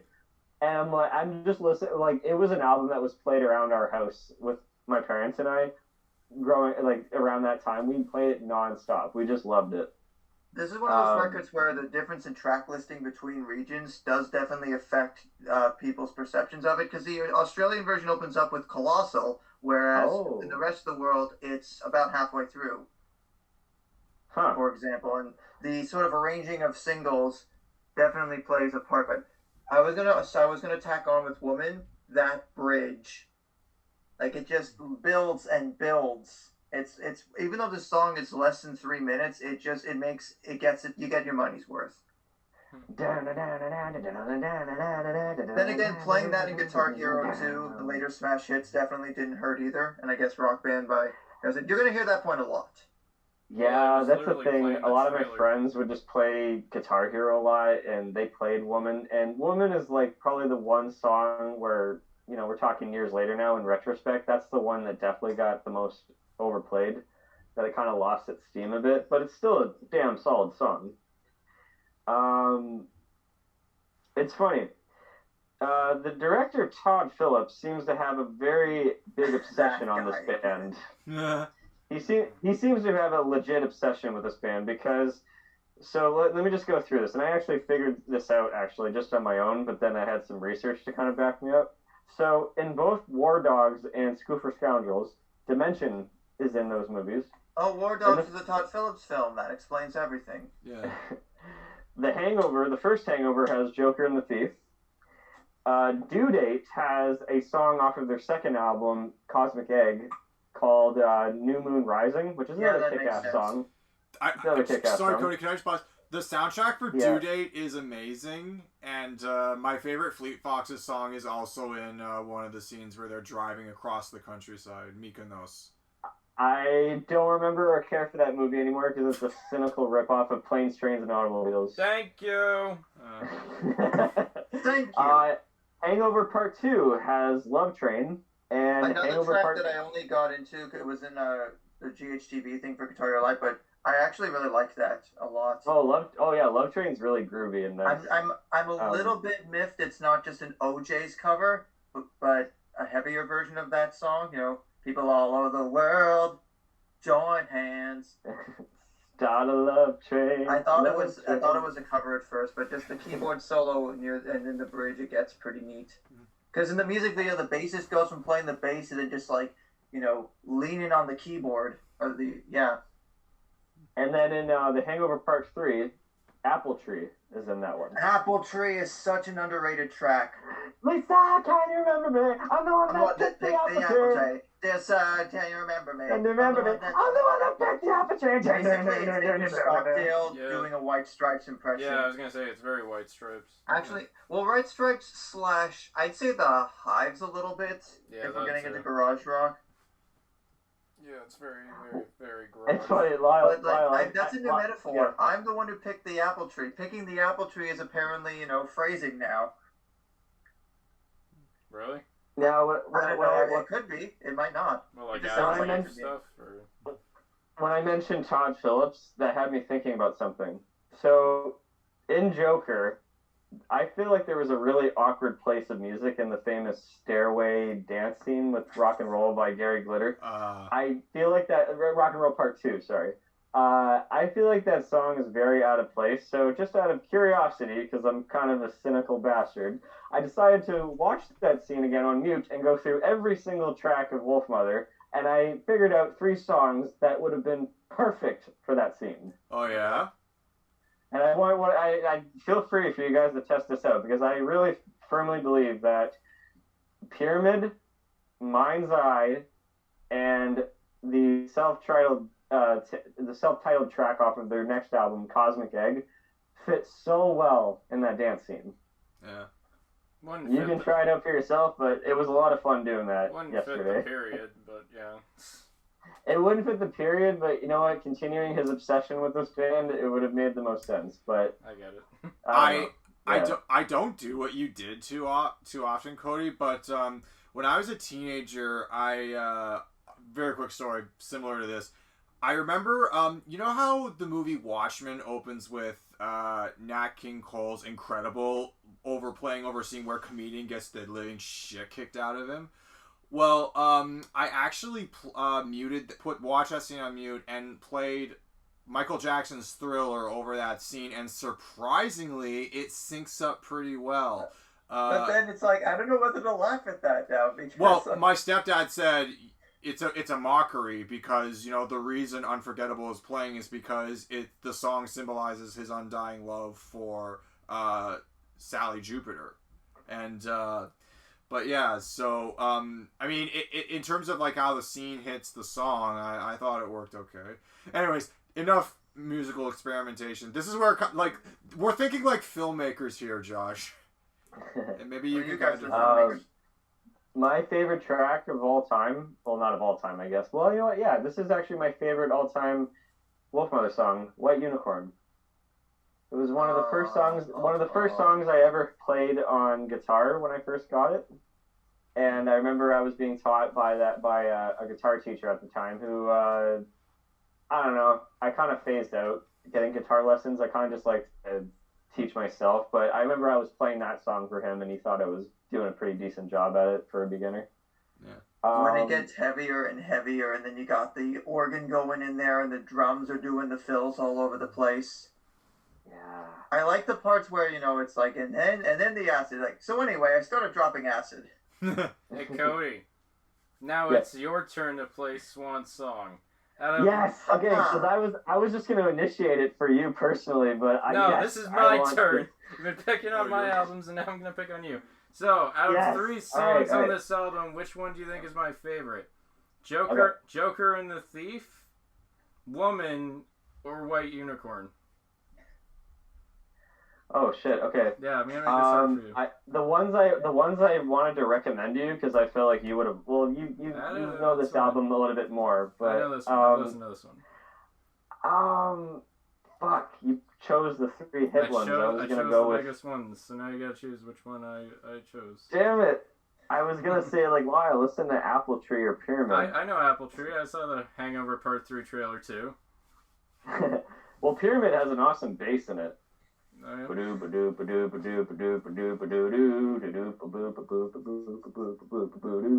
Uh-huh. Oh fuck. Okay. You know what? I don't know. Woman, you white unicorn, or you know what? Just be like, hey, we have more in common. I'll just choose white unicorn. You're right! That's my favorite song in the album, Did you become too! best friends? Yep. Yeah, I And totally now agree with it's on your mind you. with the drinking of the wine. We could live together! Together. We should live together! We should live together, Cody. We should. Hey, he's right Nice. there, Lyle. Real No, nice. Real nice. Oh, boy. Evan, knowing you because of your love for the Battle of Forevermore, Oh, cool. off of Led Zeppelin 4. Led Zeppelin's 4. Yeah, I was trying to remember it. I've listened to Where the Eagles Have Been. Ah. Well, see, there's Where Eagles Have Been, there's Iron Man's Where Eagles Dare, and then there's the actual Eagles. So where would Don Henley fit? Would he go where they've been or where they dare? Man, I hate the fucking Would he Eagles, just man. wanna fly- Maybe- There's maybe my he Big wanna fly like- Lebowski. Hey, Evan made a Big Lebowski. There's my reference. Big Lebowski Yay. redemption. Okay, Well, you already made yours with You're Out of Your Element. yeah, I don't remember every line from that movie because I haven't seen it nearly as often as you have, but I do remember, I hate the fucking Eagles, man. Mhm. I do love the Eagles. We'll talk about them another time, but yeah. Cool. And Josh, the track I'd recommend is, I guess, the Australian opening track, Colossal, as you mentioned before. That's a great song too, actually. But you already know it. Probably. I love it when that song. My favorite part of that song is when it picks up tempo and the bass goes. Can you remember the first time we met? And it just picks up speed. I love it when songs do that. But of course, everybody just listen to Joker and the Thief because it kicks ass. Yeah. Even in the chorus where it's like, you feel like you're flying on acid when it's like, can you see the Joker flying over? Like, this is basically the record for teenagers that want to get into classic rock, but are actually about to get into the real classic rock. So, as I've said off recording earlier today, they're basically the Greta Van Fleet of the late 2000s, but the difference being there's more of an emphasis on the guitar work instead of just it trying to sound like the first 2 or 3 Led Zeppelin records. Mm. Oh man, mini rants now. Oh, Greta here we Van fucking Fleet. go. Oh fucking what a disgrace. Greta Van Fleet is like that kid in the class that peeks towards you to cheat off of your Oh my test. god, he had to go glasses off for this. Oh, God. They're a He's fucking disgrace. He's They're pink. a fucking disgrace.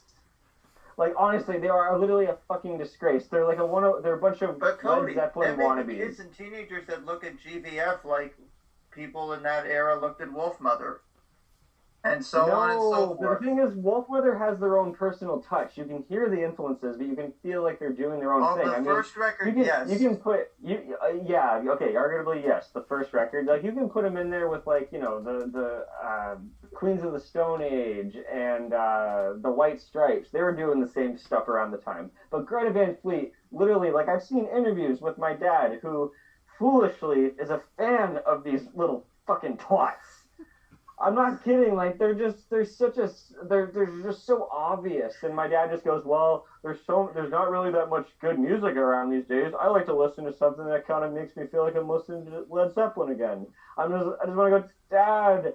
Like I've made my peace with Led Zeppelin. We're never gonna see them perform live. We're never gonna hear them. All we have is classic albums. Why would you want to listen to a bunch of idiots? Because right now, in the last year or two, hip-hop has overtaken rock as the popular genre, in quotes, like the most preferred one. So as a result, you see a lot of rock acts incorporate aspects of hip-hop in some way, whether it be in the production or just certain soundscape type things. At the same time, Wolfmother does use a lot of the tropes from the 70s mostly to success on the self-titled. On Cosmic Egg, the luster starts to lose it a little bit, but with tracks like Pilgrim and New Moon Rising, and especially with Sundial and Background, those are still there.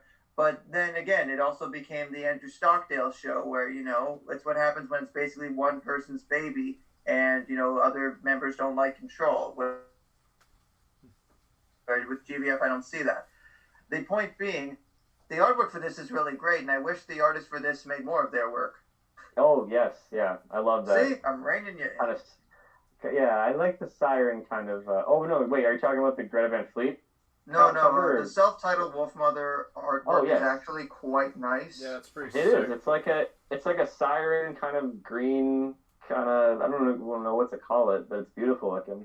I'm trying to remember who did the... I don't know if it was Storm Thorgerson or one of the famous artwork people that... Oh, Frank Frazetta. Yes, he's actually he was a really great artist. He did a lot of stuff for comic books and some record covers. Unfortunately, he left us in 2010, but this was I think it's one of the things where, like, you can get a lot of depth just from that picture. Yeah, basically, yeah, sorry, I didn't mean to tangent. I'm just very, like, honestly, Greta Van Fleet might be, like, the new Nickelback. Oh. But, so that the means new people's Nickelback will meaning soften on them later too. The new Nickelback meaning it's trendy to hate them. I thought Imagine Dragons. No. Like, I think what I mean by that is that, like, they might be the new Nickelback in terms of, and this is now, if you want to compare the two, Nickelback, I feel like, even though they're trying to be like Metallica, Guns N' Roses, U2, you have it, like every radio rock, I can still listen to a Nickelback song and go, that's Nickelback. When I listened to Greta Van Fleet, I literally remember one time my dad played one of their songs, and I literally thought I was hearing The Rover. I thought I was hearing Led Zeppelin's The Rover. I was like, what is this? And then it started saying, like, who is this, like, Robert Plant wannabe? What the fuck is this shit?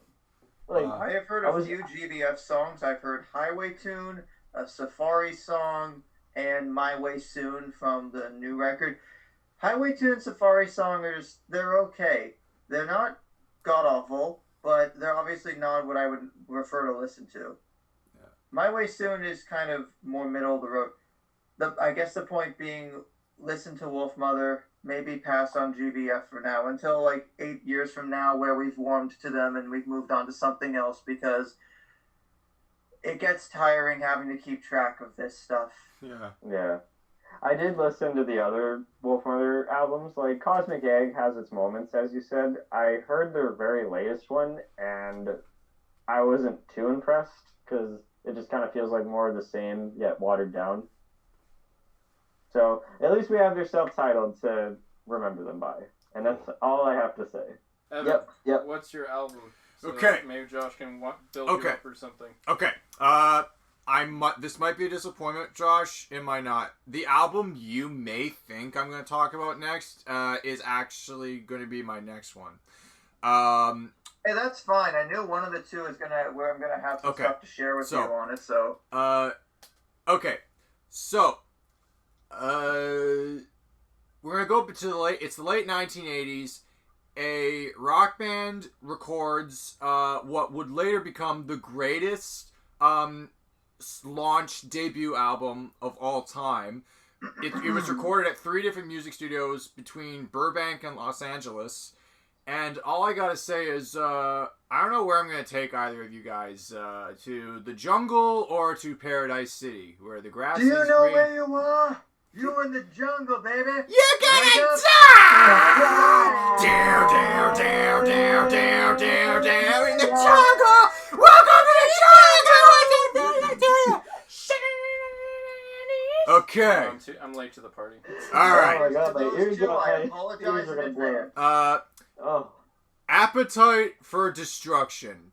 Maybe one of my favorite rock albums of all time. And it may... For a good reason. Well, yeah, no, for a good reason. I know Lyle and I have had some back and forth about the personal issues with Slash and just the overall attitude of Guns N' Roses as well as their lyrical content. Axl Rose. Yeah, Axl Rose and all that. But remember how I was kidnapped on the Trilogies episode by Corey from the 80s? Well, when he took me back to the 80s, he took me back to the tail end of the decade, and we actually I was able to trick my way out of captivity because it just turns out that Appetite for Destruction is his favorite album, not by Guns N' Roses, but of all time. Like, he literally hears nothing else besides that album, and I'm like, and then we started talking about the album, and then I told Corey from the 80s, in the time I'm from, Guns N' Roses did eventually make a comeback album, and it's like, oh yeah, what was it called? Oh, it was called Chinese Democracy, and then he just... And then he's like, you are banished from this decade! Get out! So wait, he lives in the 80s and he knows about Chinese democracy? Well, I told him about Chinese democracy, and I told him what its fate would be in the eyes of the Guns N' Roses fans, and then he blamed you for their mediocrity. Corey from the 80s is a douchebag. What do you expect? Corey from the Nukem Forever music. Yeah. Yeah. But anyway, so back to I just gotta point out.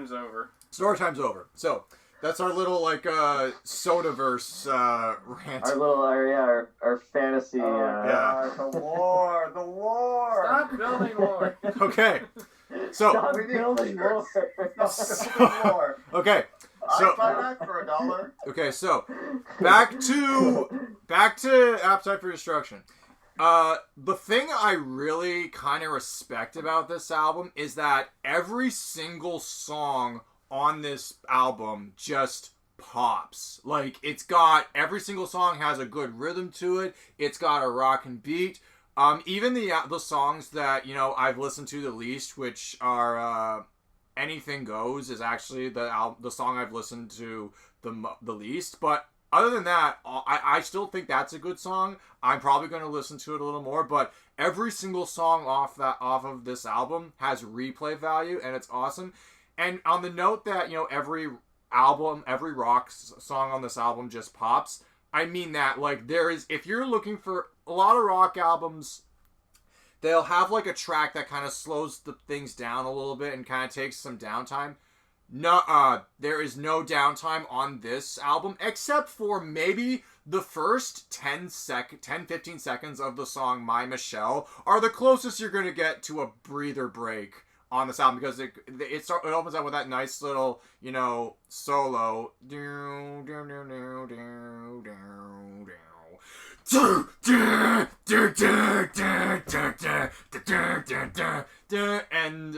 so yeah, Beavis and Butthead, ladies and gentlemen. Yeah. Are they big Guns N' Roses fans? I don't watch Beavis and Butthead. No, they do that thing where it's like da da da da da. Yeah. They do the does. So yeah. Do not ask me to pick a favorite song off of this album because a favorite song off this. If I had to pick one, if you're gonna put a gun against my head, I'm Rose.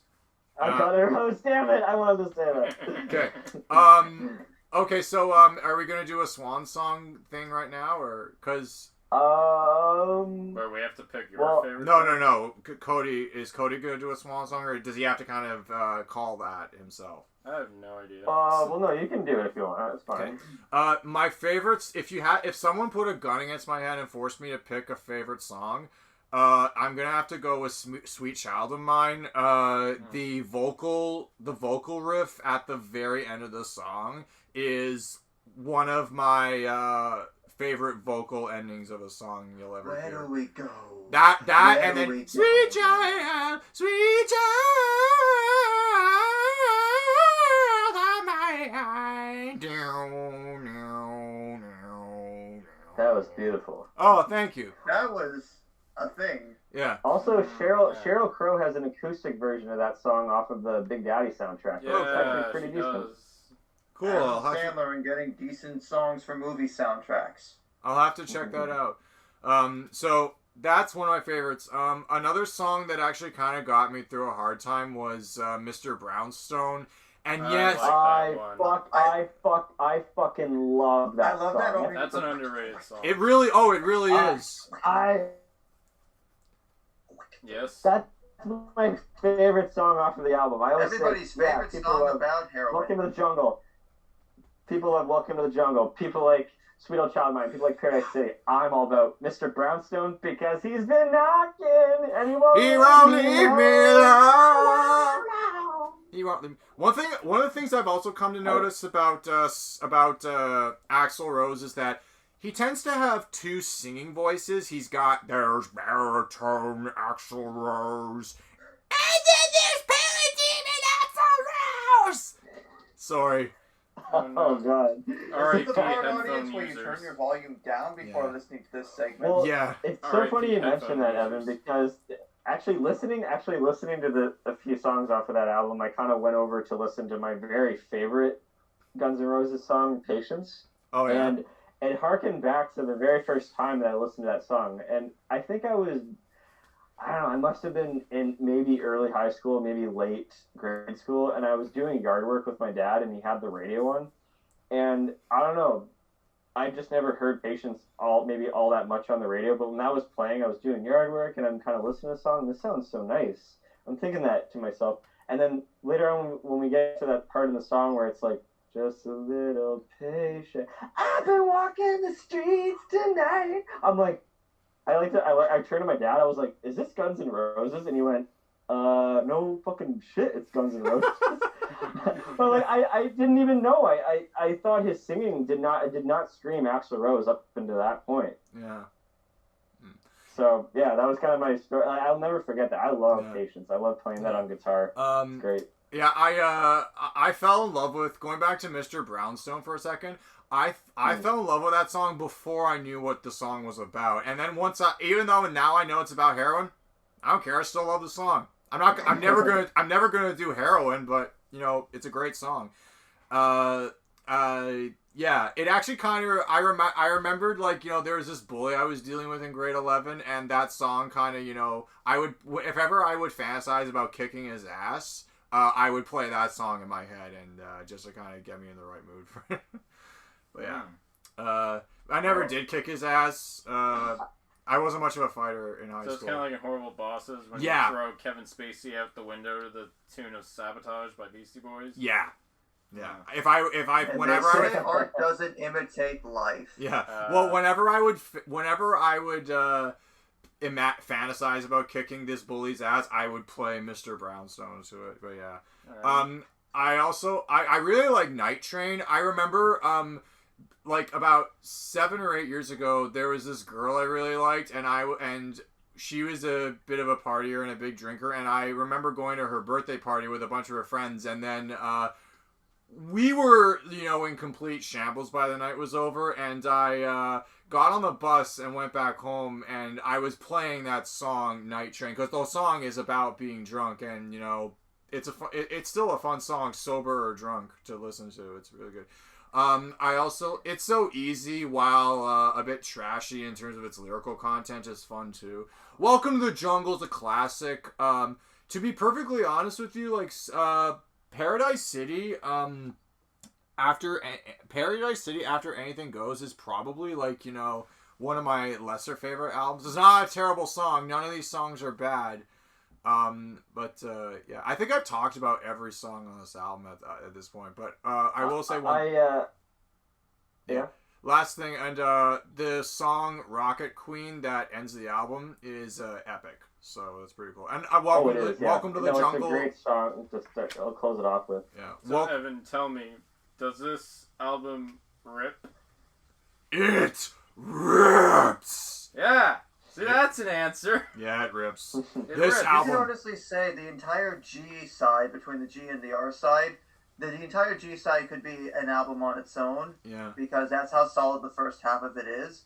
I actually do like the proper closing track, Rocket Queen. Yeah. But if you would, like, Paradise City to me is just the perfect closing track because it wraps everything up. It has a lot of the same themes of, you know, a band living life on the edge. And it's one of their it's probably one of the best songs to see live if you think about seeing modern GNR live, which you do you, but they still do decent enough at it. The important thing to remember about Appetite for Destruction was it essentially demolished what was left of the glam metal scene in the West, and it ushered in the late 80s, early 90s era of hard rock, bordering on what would soon become grunge later on. It was a bit of a weird period where, like, in the bit between when Appetite came out and then in 91 when Nevermind blew up, it was like those few years where it was almost like anything went. I actually look at Use Your Illusion Part 1 and 2 as the ending of that era of glam rock, and then that's when grunge was really taking over. Good. Appetite is more like it's proper hard rock, whereas a lot of what the popular rock music at the time was bordering on the glammier side, like more pop metal. This was more of almost a back to basics, kind of like a more bluesy throwback stuff, the same way that early Aerosmith is kind of a lot more raunchy, but also some serious guitar work. I mean, again, the circusy riff on Sweet Child of Mine, the solos on Welcome to the Jungle and Paradise City, and as much as Steven Adler only played on this record because he had drug problems as well, but his drums on here are pretty solid as well. I think he doesn't get enough love for the work he did on this one record, which is why I'm glad that they let him be inducted with the rest of the band a few years ago in the Rock and Roll Hall of Fame, because like his story is heartbreaking, but yet he was able to redeem himself, and he's still with us today. So don't do drugs, kids. Okay. Yeah, I know. Don't do drugs, seriously. The breakdown part in the song Paradise City, the is like one of my favorite like bits from like I think that and you just mentioned Aerosmith's Sweet Emotion. Holy cow, Homer, you just fell on Aerosmith. Hey, there we go. Simpsons reference. So, actually, we'd be crazy not to mention Slash at it. I mean, I know it's not on this album, but for me personally, guys, November Rain's solo is Slash at his absolute greatest. I'll definitely look into that. November. Oh, you haven't heard November Rain? No, I mean, I don't know much. Why would he listen to a song about rain in November in May? Oh my God! It's a good song. Evan, that is like it's a long epic, song, but it's called it's called a great rock song for a reason. Oh my God! It is an epic fucking song, Evan. I'm not kidding. I will definitely check it out. It's possible I've heard it on like some rock station growing up, but I gotta check. Maybe, I don't know. Its length is kind of iffy, but I don't know if it would play on the radio. I'll definitely check it out. November Rain, got it. But yeah, no, that's pretty much years ago.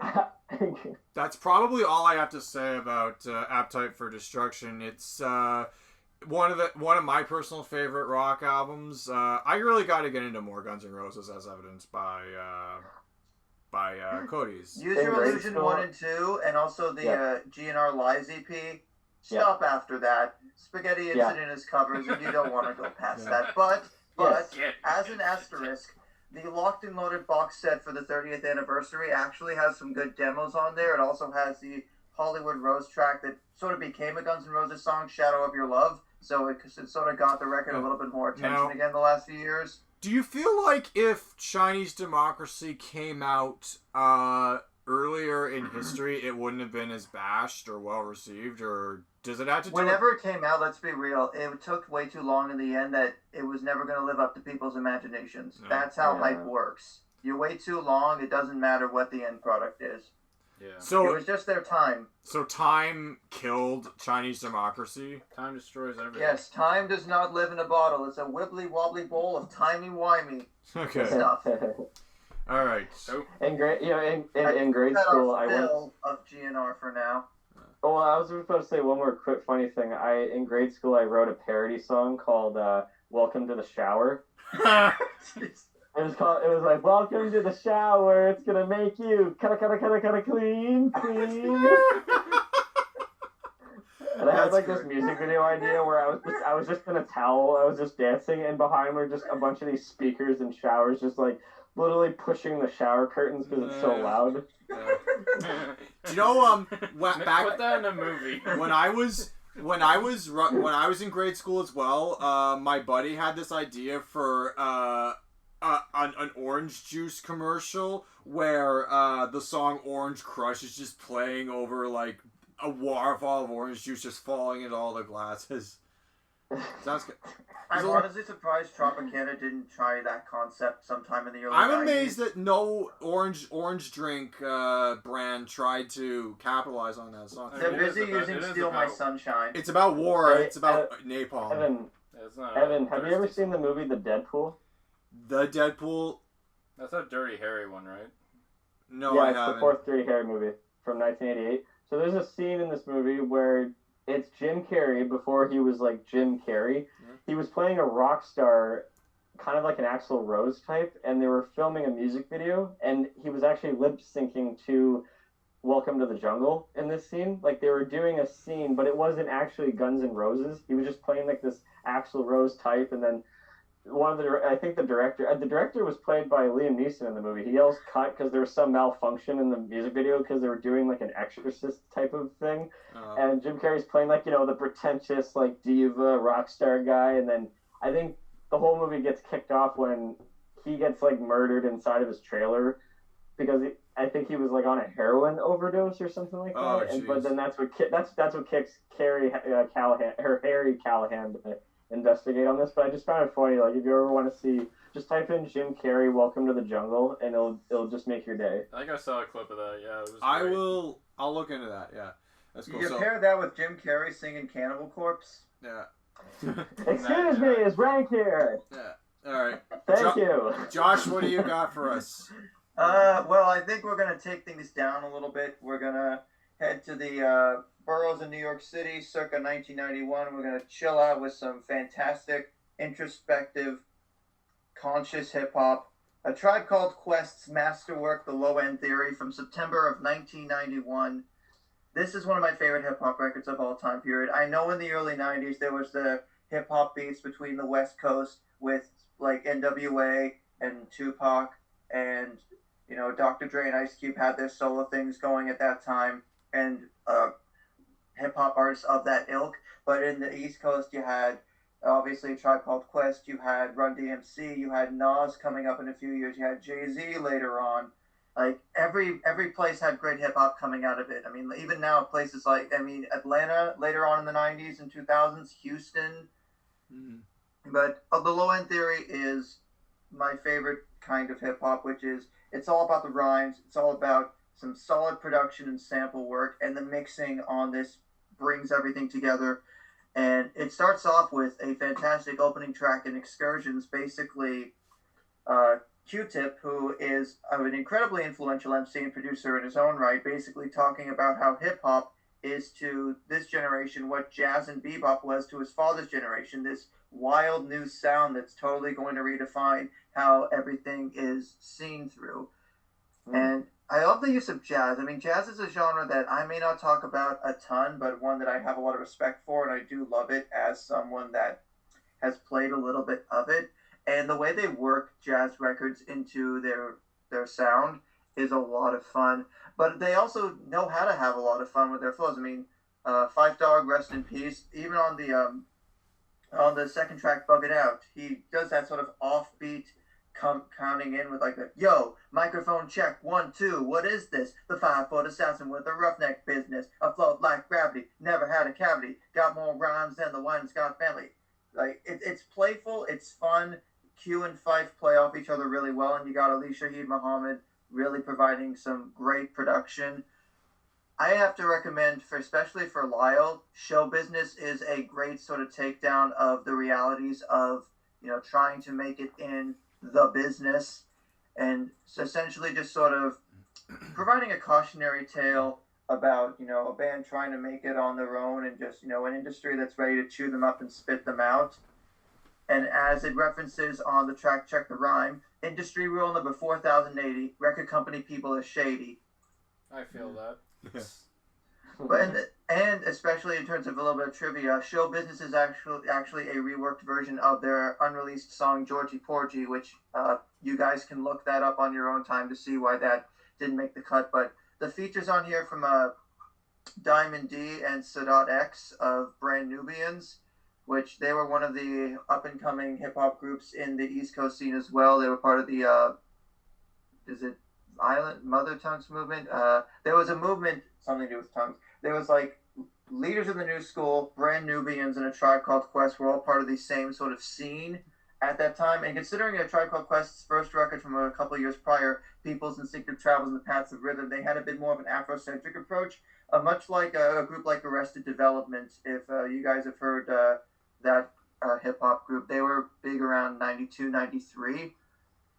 But with this, they definitely go more of a standard hip-hop approach. But Evan, I think, actually might like a track like Vibes and Stuff. That's a little bit more laid back, but I really enjoy the sort of the verses that are on here. And especially for all three of you, Scenario, to close this track out, one of the best posse cuts in hip-hop. You've got a lot of great cameos from Charlie Brown and Dinko D.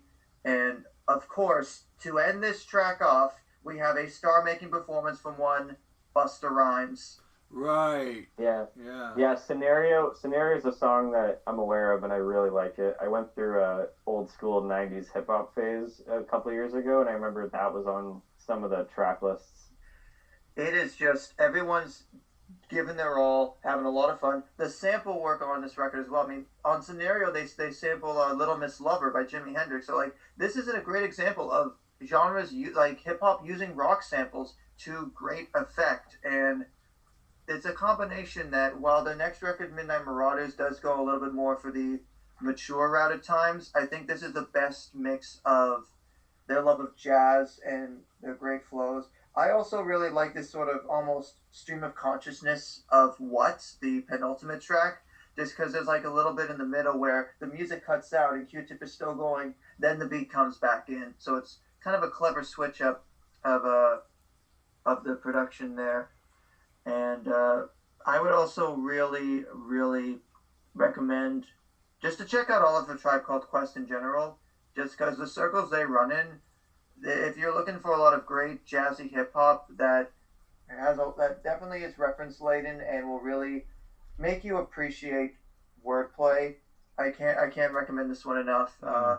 Sadly, Five Dog passed away in 2016, and so their last record, We Got It From Here, Thank You For Your Service, is basically going to serve as their final benchmark. But they're one of my favorite hip hop groups for a reason, and maybe this will get a 30th anniversary repressing on some nice colored vinyl someday in the next bit. Who knows? But I wanted to switch things up for this middle pick. Yeah. Very nice. That's good. It makes me really want to listen to more '90s hip hop. Without a doubt. Q-Tip's solo albums are also pretty good too. Also, Scenario, of course, has the line that would inspire people to quote the meme version of it the world over: "Chickadee Chocolate the chocolate chicken," which 7 years later would transform into Chickadee China the Chinese chicken. So yes, even bare naked ladies can get down with ATCQ. Nice. You should too. That's cool. Not bad.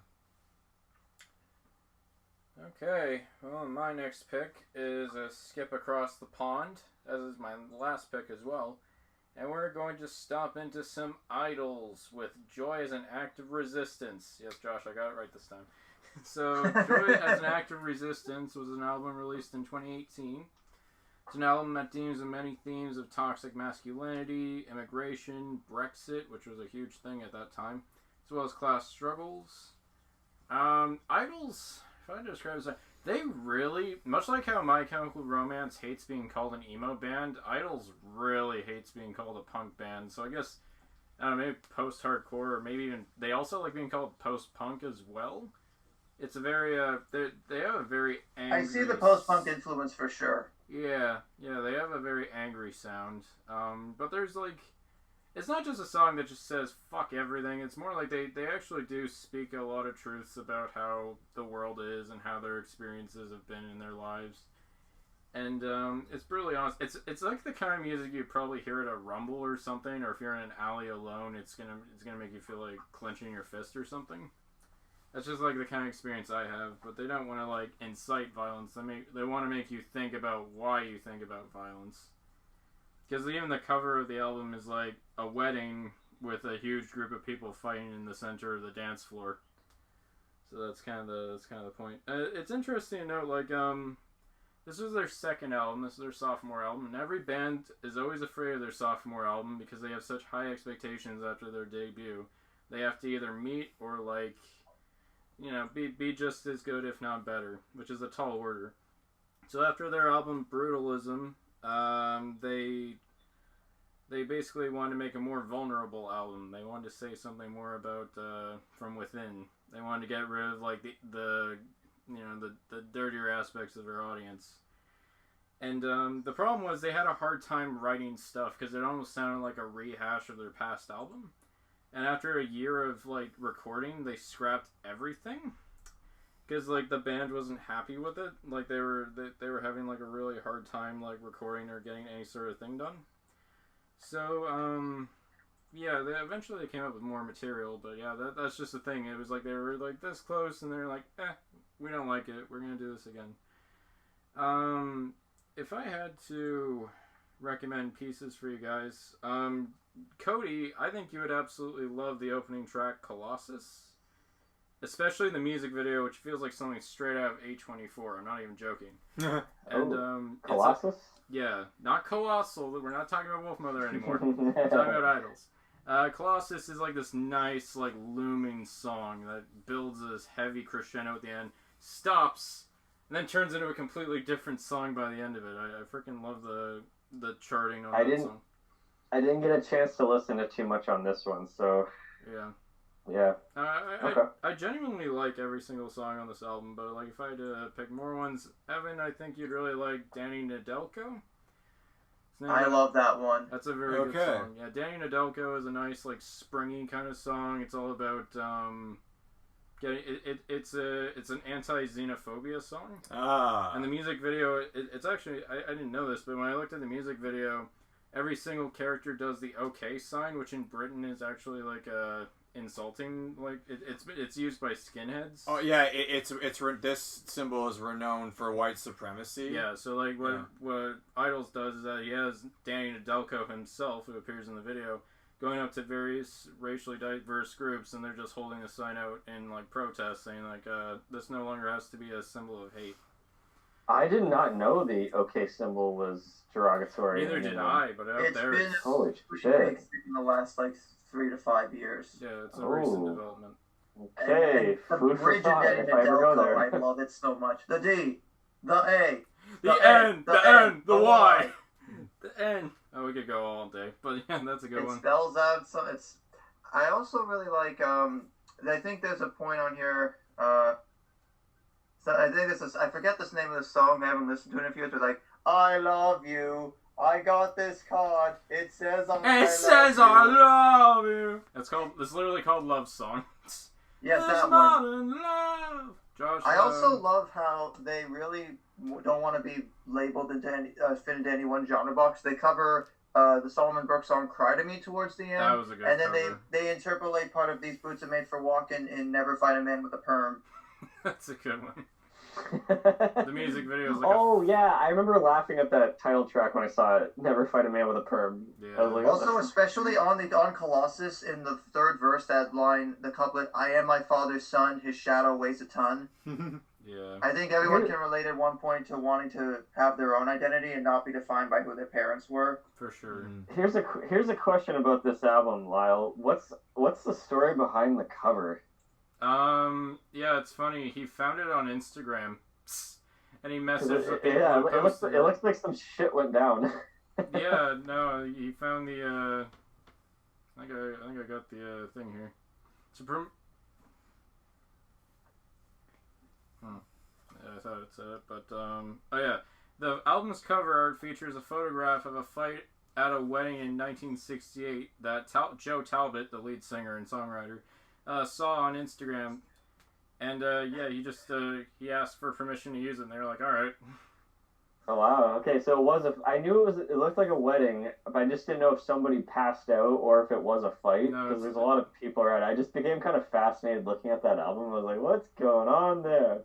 So I thought it was a Congo line gone horribly wrong. I didn't know it was a fight until today. Oh man. Yeah, Josh. When I think of this album, I also think of Samaritans for you because it has a very great drum line in it. Like, I kissed a boy and I liked it.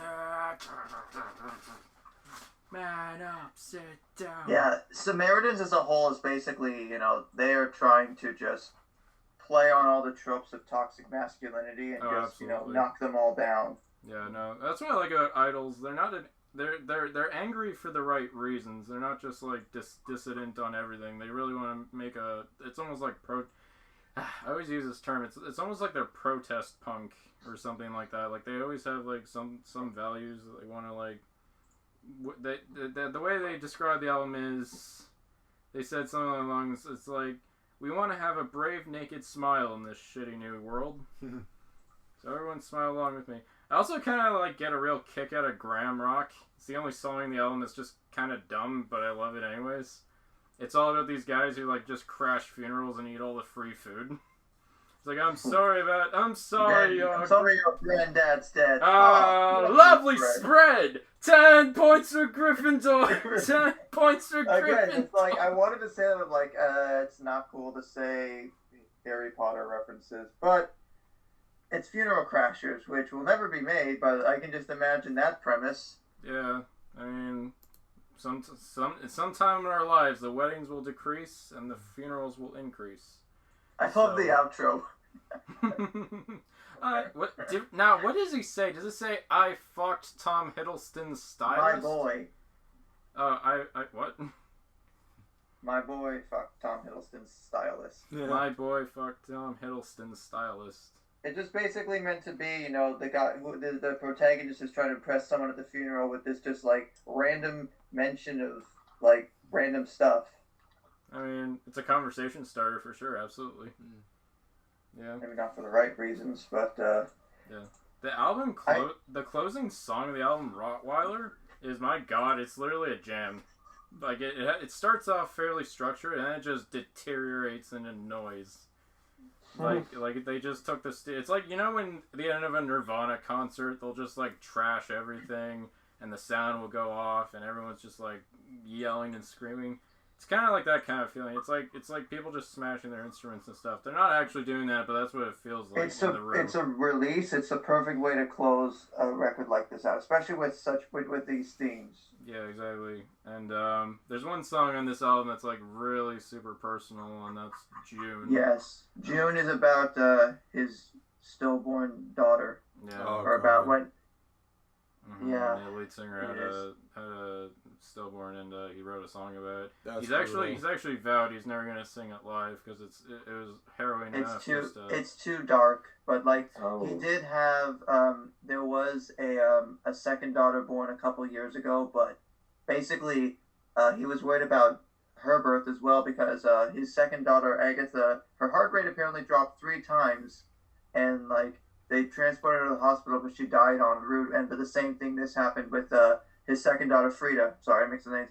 Her heart rate dropped, and that was the most terrifying moment of his life. Like, how could it be happening to him again? But it's a little bit about the frailty of life. There are some things that just there's no way to explain it, and there's no way you can't really cope with it. Yeah, absolutely. So I don't know if that song was cathartic for him or not, but it took a lot. I definitely think it was in context of the record, but it's totally understandable why it won't be played live, and I think it's the right decision because there are some songs that you write to get them out, and then once they're out, you just don't think about them again. It's just not something you'd want to revisit on a tour or something. Yeah, it's much too painful. Yeah. But anyways, yeah, Joy is an act of resistance, is mood swings. From beginning to end, it is a roller coaster, and if you like roller coaster of nihilism, say what? Cynical. Yeah. Alright, well that's Joy.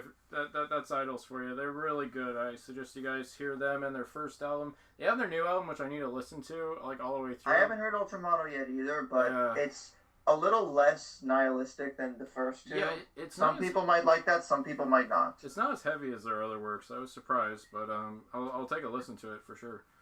At the same time, I do think that them going forward being a little less heavy in some spots is healthy, because you're going to burn out if you keep trying to do the same thing over and over. That's true. Okay, Cody, you're next. Alrighty. So I got, my next album is Seal. His album called Seal from 1991. And it's funny because when you made that thumbnail, that early thumbnail for this episode, Lyle, you used his second album, which is also called Seal. Can you blame me? Now, no, but I just find it so funny because... What is it with you with self-titled albums? Wait a minute. Rivers Cuomo stole it from Seal, which means the Weezer color gimmick is all Seal's fault. Oh. Actually, the names of his titles can honestly be something that James Roloff can tackle, of how it's so confusing. Because it literally goes, his first 4 albums goes Seal, Seal, Human Beings, and Seal 4. Are you kidding And it's like, me? well, wait a minute. What happened to Seal 3? Well, wait. Which Seal comes first? I know fans have later on nicknamed Seal, the second album Seal, as Seal 2 to avoid the confusion. But no, I'm talking about his very first one, his self-titled first debut album. He should have done what Waves did with their first albums and just add an extra V in the middle. And for Seal, an extra E or an extra S. I don't know. Seal. Seals. Yeah, Seal. He's a solo artist. I love his voice. He has a very nice, soulful, raspy, baritone, almost like voice. It sounds really good if you have a good bass setup, like with your stereos or your TV or anything like that. Yeah. His voice just comes together really nicely. So I don't know where this album where it was recorded, but I do know that Seal has a contract with Warner Records, and that's basically been his label throughout his entire career. And it's funny because the fabric that his music career has gone through also works itself into Warner Brothers Pictures, because as we all know, 2 out of, was it 2 or maybe 3? I don't know, but he's got a couple of songs that were featured off of 90s albums that we all probably know, one being from the Batman Forever soundtrack. That's the only one I know. Kiss from a Rose. Kiss from a Rose. Sorry, I said Kiss by Rose. Kiss from a Rose. And the second one being his cover of Steve Miller's band Fly Like an Eagle from Space Jam. I love that one. Yeah. Surprisingly, the first song I ever heard with Seal in it was actually a collaboration with Carlos Santana called You Are My Kind. Beautiful guitar. Oh, I think I heard that. Yeah. I remember that really nice, yeah. It's funny, side note about Kiss from a Rose. Joel Schumacher actually encouraged him to use that song in the movie. And actually, a year ago when Joel Schumacher sadly passed away, Seal did like an acoustic cover on his Instagram and talked about the story on how Joel Schumacher wanted Seal to do a song for this movie, and he said, "Do you have anything available?" And he said, "Well, I do have this one song that was kind of an outtake from my last album, but it's kind of all what I have." Perfect. And then he starts playing it, and Joel Schumacher was like, "Are you kidding me? This is an outtake. This is a great song. Use it." So Seal actually had a lot to say about Joel Schumacher and how that really boosted his career with Kiss from a Rose. So it was really nice, actually, when he gave a tribute to him. Yeah. That song was in the credits, mind you. It's not. I don't remember it being in the actual. Joel Schumacher actually directed the music video from Kiss from a Rose. Kiss from a Rose. Sorry. That makes sense because he was very much into music videos, wasn't he? And when you look at the music video, it has the exact same aesthetic as Batman Forever. When you're like on the rooftop, there's smoke, there's the bat signal behind you, there's like that blue tint to it. It's pretty funny how the song has absolutely nothing to do with Batman though. it doesn't. Yeah. It's kind of the disconnect I have with it. Also, none of the first song that plays in the credits, "Hold Me, Thrill Me, Kiss Me, Kill Me" by U2, has nothing to do with that song. Rock. It has nothing to do with Batman either. The music video does. Yeah. That U2 song is also really good. Yeah. The people associate Seal with doing just a lot more soulful records, which later on he would do. He actually has like a double album called Soul, and it's just him doing covers of a whole bunch of... Why was he not in that movie then? Yeah. That could have been a cool cameo. That could have been, yeah. But this album actually, it jumbles around between genres. There's like a full-on... It just has a cool mix of like rock and soul and funk and just everything all together. It kind of showcases that... what's important for people to understand is in 91... a lot of what's on here, there's also some New Jack Swing elements, because New Jack Swing was still pretty prevalent in pop music in the late 80s, early 90s. I mean, it's a genre that I think it's pretty cool in and of itself, just because it's got some, like, hip-hop aspects. But the fact that, like, most people now probably... There's a bit of a New Jack Swing revival, mostly if you guys have heard the remix of Bruno Mars' Finesse with Cardi B a few years ago. I actually think like that's a good way to get New Jack Swing up and running again in the modern age, just because it was fun and enjoyable. That was sort of a tribute to this kind of thing, and I think I definitely see it on here. It makes it a lot better as a result. Yeah. There's one track called Whirlpool that is a very simple song, and I think it works in its simplicity, where it's just him singing. It's an acoustic guitar and a grand piano, and so it is spa music.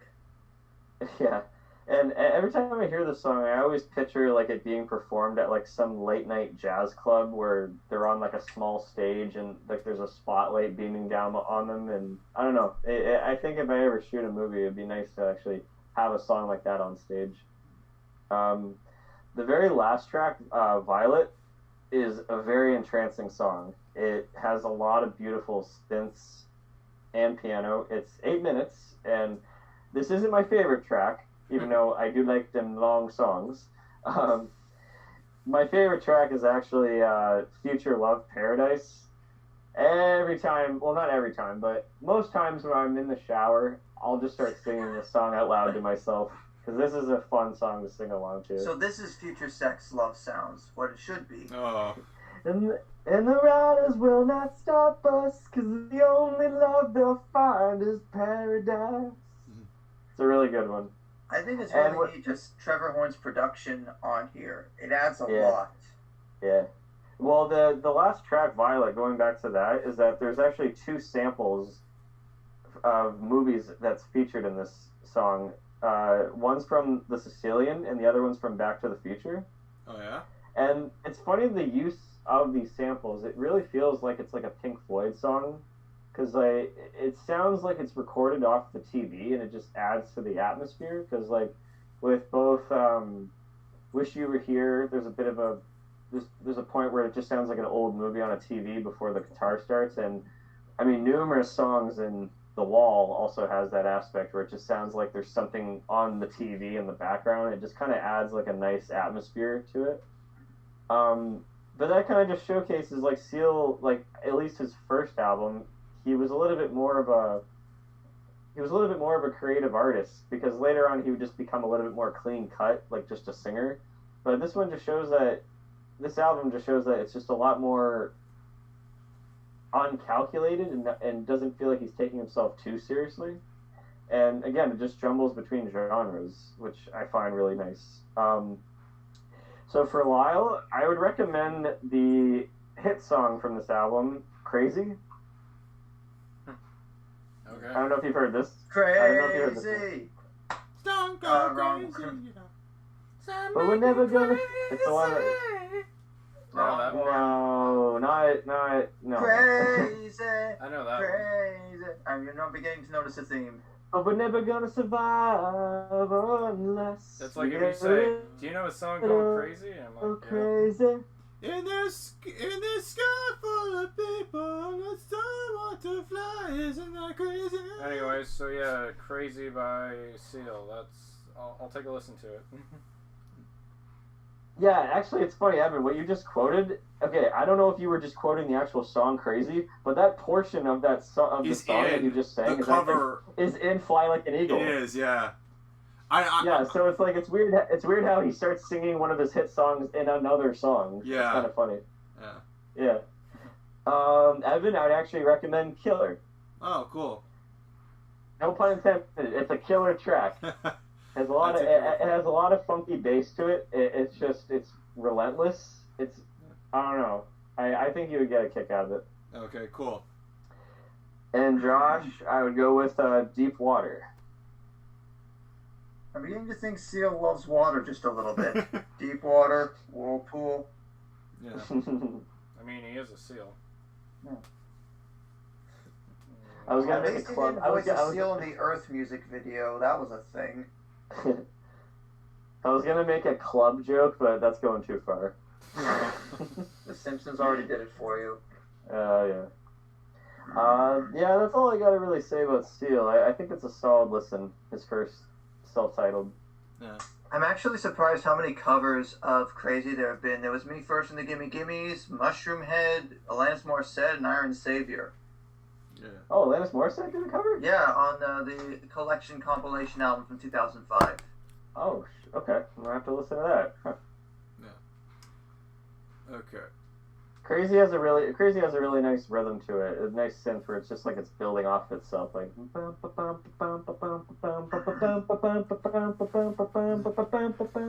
That's cool. another song you'll hear. That's another song you'll hear in retail too, quite a bit. Oh, okay. Yeah. It's basically the best Grand Theft Auto song without it being in a Grand Theft Auto game. But I'd listen to that if you're playing. Maybe it'll be in a GTA Online update. That would be nice. Because it suits that environment really well. Even the lyrics itself. I mean, yeah, it matches that. But yeah, Seal. The first album, not the second album, but the first album. Check it out. Okay, totally not confusing at all. Thanks for the clarification, Cody. Cool. I felt like a dumbass when I uploaded that file. Well, I didn't like being like a dumbass. I was just like, oh, of course this would happen. Yeah. You know? Chronologically confused. A beginner's trap, if you will. When getting Yeah, into Seals. exactly. Okay. All right. Now, Josh, this is where, you're gonna get a little hyped. The album I'm gonna talk about.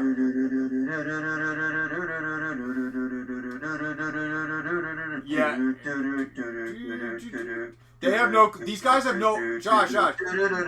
They have no idea what we're singing. Oh, well, Lyle might, because I did play this album for him about 2.5 years ago when we were chilling at his old place. I'm being subtle. Alright. Nice. Okay. By the way, my last two albums of the night, this one and the next one, are all from this millennia.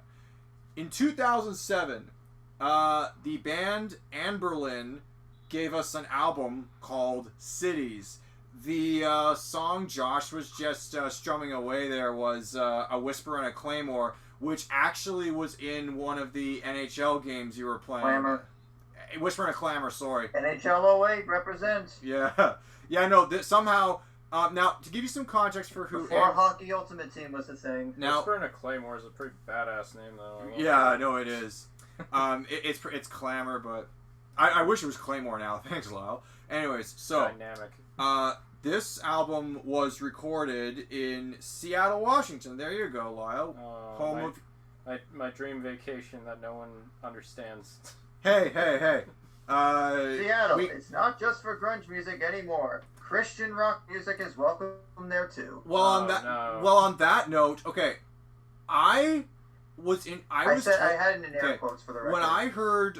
When I heard Christian rock described to me before I listened to Anberlin, I was like, I don't know, because some Christian rock is really, really bad, but the way this album kind of presents itself, it doesn't even feel like Christian rock. Like when I listen to the lyrics, the last song on this album actually is the closest it will come to actually Christian rock, but even it's not bad Christian rock, it's great Christian rock. So in terms of like how I came to discover this album, I was actually, my dad and brother lived out in the small town lands in Ontario, and when I was in grade 12, when I was 17 in grade 12, I went to visit them for a weekend, and my brother had discovered this album, and he played it for me, and I fell in love with it, and then I've been playing, it's been a favorite of mine ever since, and then I feel like by me falling in love with that album, because my brother's like, hey, Evan, check this out. My brother had this weird habit where he liked to think that if he discovered a song that he really liked and then I started to like it, the song was no longer his. So he would kind of distance himself from that song if I started liking it. I don't know. It was weird, but I don't think this was the case for this album. But in any case, what I like about this album is the first half of it starts off really, kind of determined and optimistic and courageous, and then it turns in, and then at the halfway point, the songs get, more cynical, more jaded, and then the album ends on a somewhat bittersweet but sort of optimistic note. This song, oddly enough, was this song gave me the courage to ask out the first girl I ever asked out in my life, and nice. Well, I waited till most kids ask out their first crush at the age of 13, 14. I waited till age 17 before I found someone that I liked them. I liked other girls before, but I never did anything about it until I was 17. So, and then unfortunately, a short time after I asked her out, we had one class together, and things got awkward between us fast, and then there's just some whole drama stuff that I won't go into.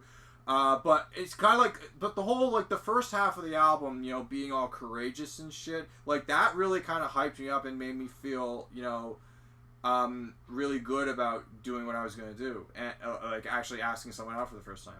And the song, The Unwinding Cable Car, is the song I played the morning, I was on the school bus going to school. I listened to that song to kind of get me into the mindset, because The Unwinding Cable Car actually might be my favorite off this album.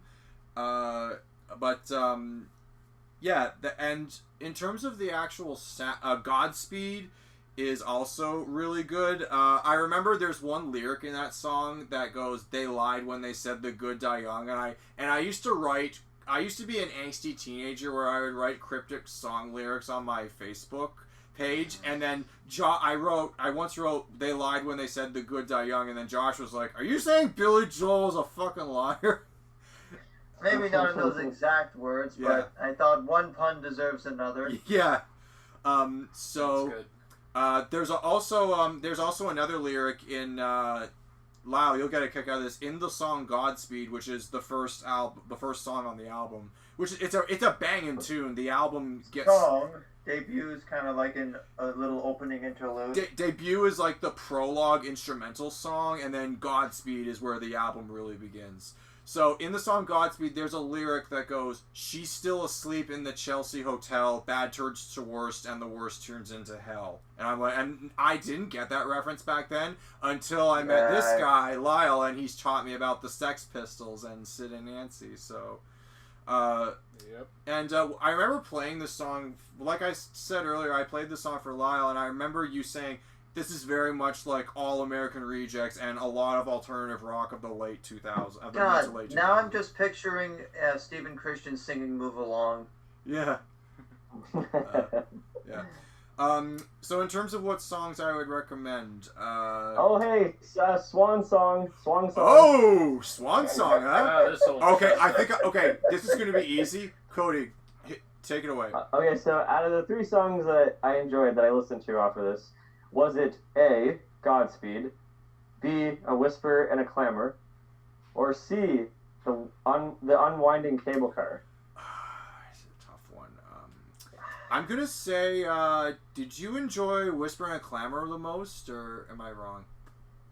No. Ah! The Unwinding Cable Car was actually a really nice song. You're both angsty teenagers. You are a man after my own heart, Cody. I'm starting to realize with Cody, with him, just pick C. Okay, just That's your best stuff.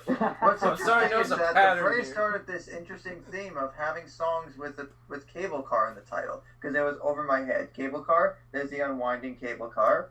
There's probably another one in there about cable cars. Yeah, I know. Listening to the unwinding cable car, I actually got like Dallas Green vibes for some reason from his singing. I could kind of see a little bit of a City and Color thing. Yeah. I don't know. To me, this wasn't really my thing. This kind of harkened back to a lot of what old friends of mine in high school were listening to, like Papa Roach and Breaking Benjamin. I personally, There's a difference between new metal hard rock and like a little bit more poppy or leaning alt rock. Yeah. It just wasn't my jam. I like the idea of alexithymia, which is basically a term that has to do with sort of not being able to understand emotions and sort of a lack of a sort of social withdrawal, which is pretty fitting.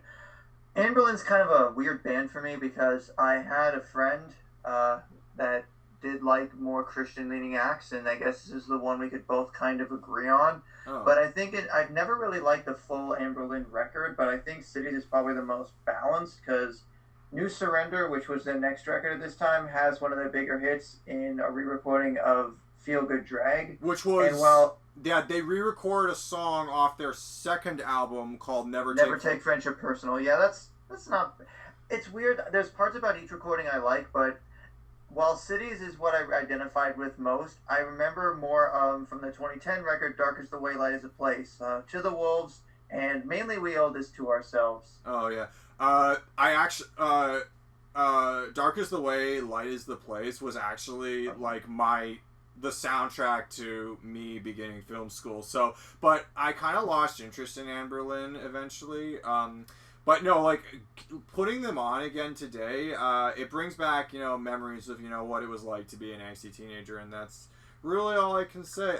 So in terms of now, I got recommendations for you because this one actually, I didn't do recommendations for Appetite for Destruction because I assumed that we all know that. So, for this one, Cody, you like long songs, huh? The last track is called Finn, bracket asterisk Finn, and it's 8 minutes and 53 seconds long. Go nuts! It's actually pretty epic. Like they have like an acapella, an immaculate choir. They have a choir in the song. It's actually really cool. The whole thing is a ballad, and for Josh, I would recommend Inevitable. Play that for Marnie. I feel like you two will really get a kick out of it. It's a beautiful song. I mean, why fight the inevitable? Exactly. For Lyle, I would actually have Godspeed. You said that earlier. Is there anything else I can listen to? Well, the reason why I'm not going to recommend Godspeed because we at the time we only Black Emperor. You've heard Godspeed before. For you, I'd recommend either Alexithymia or Reclusion. Those are really cool. Reclusion honestly reminds me of don't take this the wrong way or anything, but Reclusion reminds me of Anakin Skywalker. Take that for what it's worth, I guess. Yeah. Okay, cool. But it's like the song is about dealing with dark tendencies at times. And Alexithymia is also another beautiful song that has some lyrics I think you'll really get a kick out of. I feel that we all go a little mad sometimes. True, yeah.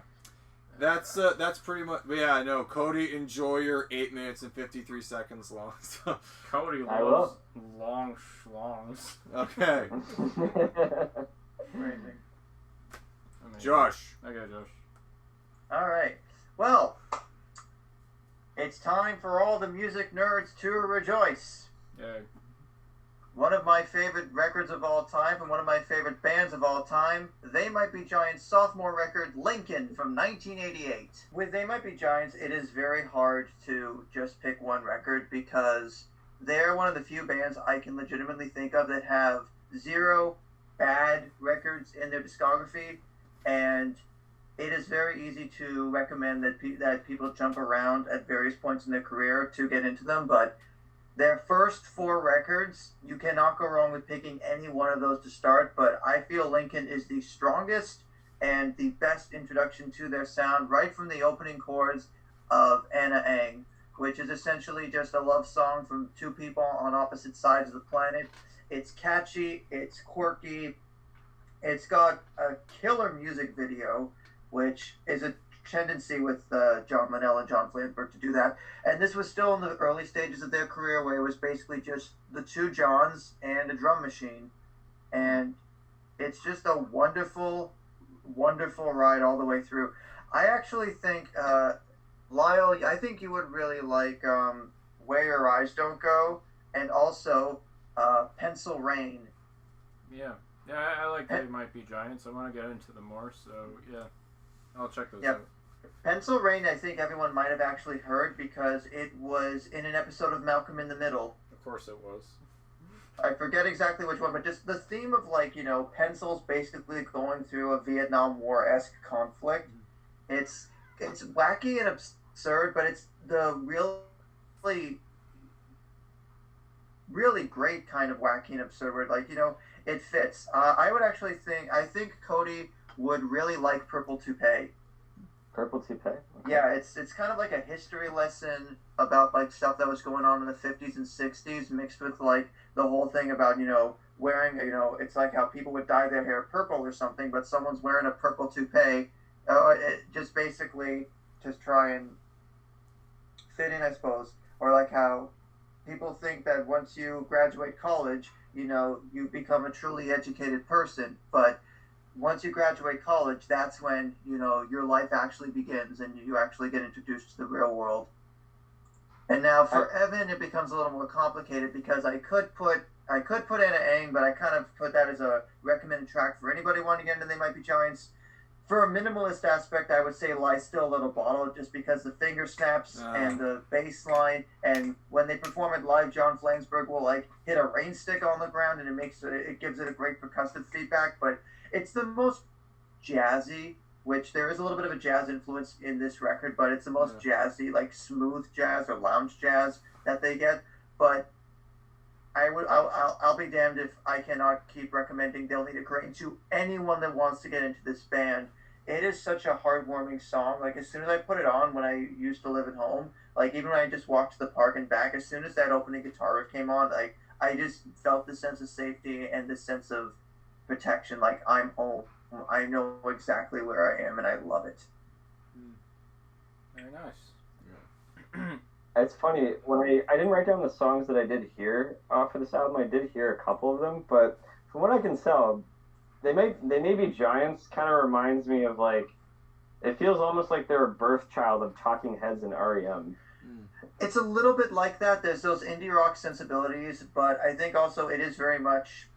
It's with one of the bands where, like, even some of the more regular stuff can still be considered kid-friendly. Like, a track like Mr. Me, it's something where I've always imagined, you know, if they were ever to play at, like, a public library in the children's department, that would be a song, because it has that sort of, like, clap-along chorus of, he ended up sad, he ended up sad, he ended up really, really, really sad. You know, it's like a funny little sing-along, and just... I could go on and on about this record, and maybe I have in other parts of the internet, but I just think it's from start to finish. There is not a bad track on here, and there are little short bursts of humor and creativity. I mean, even a track like "Shoehorn with Teeth," you know, he wants the shoehorn, the kind with teeth. Do. People should get beat up for stating their beliefs. No. You know, just like there's some, it's humorous and funny, but it's not, you know, it's sometimes there's a bit of satire, but it's never mean spirited, and it's always in good fun. That's very nice. Yeah, I'll definitely give this one a listen for sure. Okay, last round, everybody. Need a Home stretch. stretch. Home stretch. Yeah, you don't have to go home, home. but you can't keep streaming Make here. those dad grunts. Yeah. Oh, I gotta clear my throat. All right.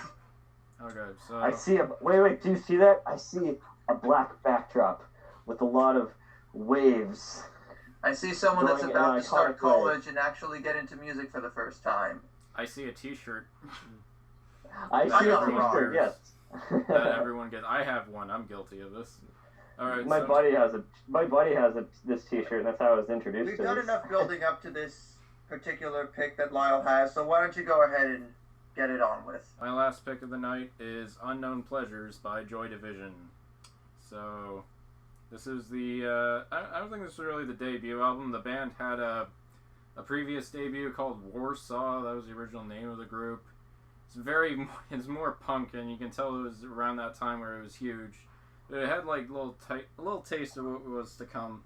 So, Unknown Pleasures is the only album to be released during the lead singer Ian Curtis's lifetime. It's like most of their well-known songs are on here. Not all of them. Like Love Will Tear Us Apart, which was a single that wasn't on this album. Originally, I thought it was, but it wasn't. Anyway, so like this is post-punk incarnate. Much like how like Nevermind is like grunge incarnate. Like it's the first thing you think of when you think of grunge. This is post-punk, and so like post-punk's interesting because it doesn't really take much influence from its predecessor of the genre. It's kind of like I like to call it like the beginning of like things like alternative rock or maybe even like new wave. That kind of like beginning. It's like instead of just anger, it's more like when everyone just wants to blast out. Post-punk almost feels like we're blasting inwards. Like this is how I feel, and this is like these emotions that stir up within me and my soul. And that's what Joy Division nailed to a T. Like each member of the band works so it's like pure simpatico. We have like Ian Curtis's like low baritone voice, which matches with Peter Hook's super high registered bass playing, which was very unusual at the time. Stephen Morris and his like drum machine like beats that are like almost mechanical in a way. It's very autonomous. Like I wish I could have a drummer as good as him. He's like incredible. And Bernard Sumner, who has like this very minimalistic guitar playing style, which it's not like he's playing full chords or anything. He also does keyboards as well. Sumner, huh? Sumner, yes. No relation to who I think, eh? No relationship to Sting? I do not believe so, no. Okay. Yeah, I mean, I could probably like just talk about each and every song here, but I'll just list out a few that are must listens. I really love the opening track, Disorder. To me, that's like the perfect like bicycle song. Like if I'm coming off work, I'm just like pedaling through the neighborhood or like going down a trail. That's just the one I always think of. Evan, I think you would really like that one. Cool. Yeah. I find Insight's kind of an underrated song. Like Cody, you would like this song because it's very mellow. And then out of nowhere, the song erupts into an orgy of Star Wars laser blasts. Oh wow! Like it almost feels like you're in a video game. Star Wars and orgy in the same sentence. Yeah, it's like I've been there before. whole bunch of slave Leias and Ewoks. Did I say that out loud? Oh my god! What Oh, did you I said the quiet part loud and the loud part quiet. No take backs. That's going on the episode. Well, looks like these pleasures have now become known. No, Lyle, I've heard. I actually listened to half of this album today, the first half of it. Which half? The first half? The first half. I think definitely okay. Insight and what's the one after that? The New Dawn Fades. New Dawn Fades. Yeah. Yeah, New Dawn Fades. Definitely the highlight. It's just. I want to ask you a question here. Okay, maybe you can figure this out about me personally. I like The Cure. I like the Smiths. I like Pixies. I love Stone Roses. I might talk about them in a later episode. So why the hell doesn't Joy Division click with me as much as most punk? Because it seems that there is this iconicness that I respect of it. It just doesn't click with me, and by no means am I going to say this album is not overrated. It just doesn't click. It's like I like fruit, but this album is like the pear. I don't choose to eat a pear. It's not my favorite fruit out of the mix, but it's just like that one fruit that it's like, oh, it's there, and like I don't particularly like eating it, but like I respect it. Okay. I don't know. Cody, I think I know what you're trying to say, and that's totally cool. I respect that. I think the reason why Joy Division might be a little hard for you to grasp is that it's very sterile and it's very cold. it's not music that you can put on at any time of the day unless you're in the right mood. Me personally, I'm kind of like a dark person, so me listening to this gels with me a lot more than like someone who like likes poppier stuff or like stuff that's like more akin to radio. Because yeah, Joy Division's like different. I understand not everyone likes it.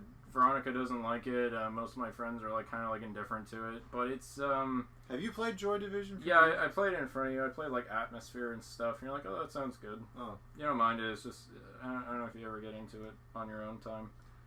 I'll give it another go after this. Yeah. So I mean, yeah, that's just the thing. I mean, Joy Division's like, it's a little what's a good word? Maybe like something like experimental. Like, I remember the first episode I mentioned Spiderland by Slint, and you didn't really get into that either. That's fine. It's not. There's a little bit of a post-rock vibe, like a little bit in some of the atmosphere, especially once I think you get to the second side. I mean, it starts with She's Lost Control, and then I think actually Shadow Play is probably one of my favorites from this record. That one's, yeah, that's definitely probably the poppiest one of the bunch. It has like a groove. Evan, I think you would like Shadow Play. Cool. Yeah. Yeah, She Lost Control. There's like a whole story behind that. So like, in case you didn't know, Ian Curtis suffered from epilepsy, and at that time, epilepsy was like not fully understood. Like they had like some kind of medication for it, but it was all like kind of up in the air on how to like treat it. So Curtis was being like medicated, and he was like. He would often have spells, especially during shows. He was fighting like really hard not to have a seizure during shows because of all the lights and the sounds. It would be he would get like stimulus overload, which is why you often see him, been there. Which is why you often see him like jerk around uncontrollably during his set.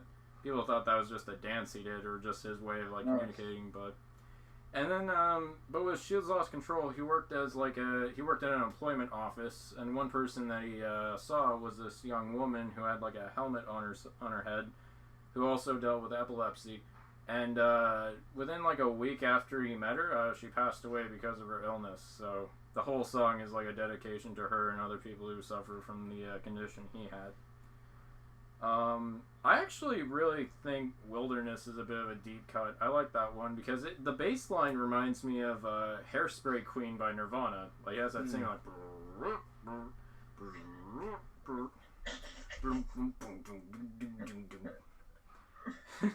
I gotta give Peter Hook a lot of credit because, like, much like how Lemmy redefined how people approach the bass guitar, Peter Hook did as well. Yeah. Like, this is a case of where the bass and guitar are almost on even footing from the get-go. No, yeah, it's really impressive how Peter Hook can play. He can turn a bass into like a melodic or even a lead instrument. I take a lot of inspiration from him. Like, I really like the way he plays. I actually play some of his lines. He will go all the way to a G string, like all the way to the very end of the neck. That's how deeply high he goes for a bass. And you can kind of hear that. It's like it's not typical. There's hardly any low end in a lot of his songs. There's a part of me that wishes Transmission was actually on Unknown Pleasures. Yeah, me because too. That's a great track. I've heard Bad Bad Not Good's cover of it, and they do a really good job with it. Yeah, there's a lot of songs I kind of wish were on this album too, like Dead Souls. That would have been great as well. I know it's on the bonus disc, but that's like a live show, so it's probably like a single or something they had on file. Just like a lot of stuff that was cut from their B-sides that I wish were on the final album. And that's not to say this is an incomplete experience. It's just like it could have stood to have a lot. Like it could have been stood to have like a compilation of all their stuff that they had at the time. All together. It's the beginning of something, but because we never really saw what that would be, it sort of ends up being an odd standalone experience. Yeah, because they made another album. It was called Closer. I haven't listened to that one all the way through, but that was the final album they had before Curtis's passing. Yeah, so like I personally just... Oh, I should probably mention there's some like interesting details on how they created the atmosphere for this. Because it almost borders on like Pet Sounds levels of like detail. They had like the producer of the album, Martin Hannett, was interested in making like Joy Division like sound apart from like the punk bands of the past. So he did things like put like he would record some of their sounds in like near the basement toilet, like just inside of a bathroom. he would have Curtis recite lines through a telephone, and he would be on the other end with like the microphone to create that kind of like decibel drop that you hear when you record in a telephone. He'd also have things like, he'd often have like a sound design. It was almost like a Foley design. He would have people smash bottles or like shoot a replica pistol. There's one mode, and She Lost Control, that's actually like an aerosol can that they held up to the microphone to fit the beat of the drummer, Morris. Cool. So yeah, they did a lot of interesting things with the soundscape, and that really shows in the final product. And yeah, I know. Like if you're a bassist like me and you want to see things kind of like pushed to like a level that most other players don't really go to, I highly recommend it. If you like dark music, this is definitely the way to go. I don't know, and it's weird. This feels like an album that should have stuck with me all my life, but if I'm being honest, I only heard it like a few years ago, like in 2019. So you know what? It's cool to discover, you know, like life, like cathartic art late in life. Like I'll give you an example. Like last night, like I watched Liar Liar for the first time. I think that may be my favorite Jim Carrey movie ever made, that I've ever seen at least. So yeah. Alrighty. Yeah. I think in terms of the sterileness of this record, there's definitely aspects of it that carry over to what, much like the surviving members would rise like a phoenix to form New Order. New Order has a lot of that sometimes icy atmosphere in its production, especially with the keyboards and stuff that they use. It feels like some of that was carried over from Joy Division, which is a much better fit for New Order, but also is a different genre pivot as well. Yeah, and I can tell Sumner like takes a lot of influence from his vocal stylings from Curtis, because he sings in a low baritone as well. Yeah, but no, Joy Division's great. New Order I need to listen more of, but they're excellent as well, especially if you like high fidelity music. It's not for everyone, much like how Cody feels. I do understand why someone would feel a little alienated while listening to it, but I almost feel like that was the reason why they went that way. It's kind of like get in the mindset of the work that they were doing. One day, this album will click. I just have that optimism. Yeah, I had to wait. It didn't jump at me at first, but now it's one of my favorites of all time. So, who knows? But that's my last pick for the night. My last album of the night is an individual I might have mentioned once or twice before in the past. Mr. Bon Iver. Bon Iver! That guy. Bon Iver. Yes. That guy. Bon Iver. Bon Iver. His album 22 A Million from 2016. It was recorded in Justin Vernon's April Base studio. Where it was, I have no idea. Eau Claire, Wisconsin. Oh, really? Which is where he's based, I believe. Okay, because like I tried Googling the address and then I kind of felt like a stalker, so I kind of stopped.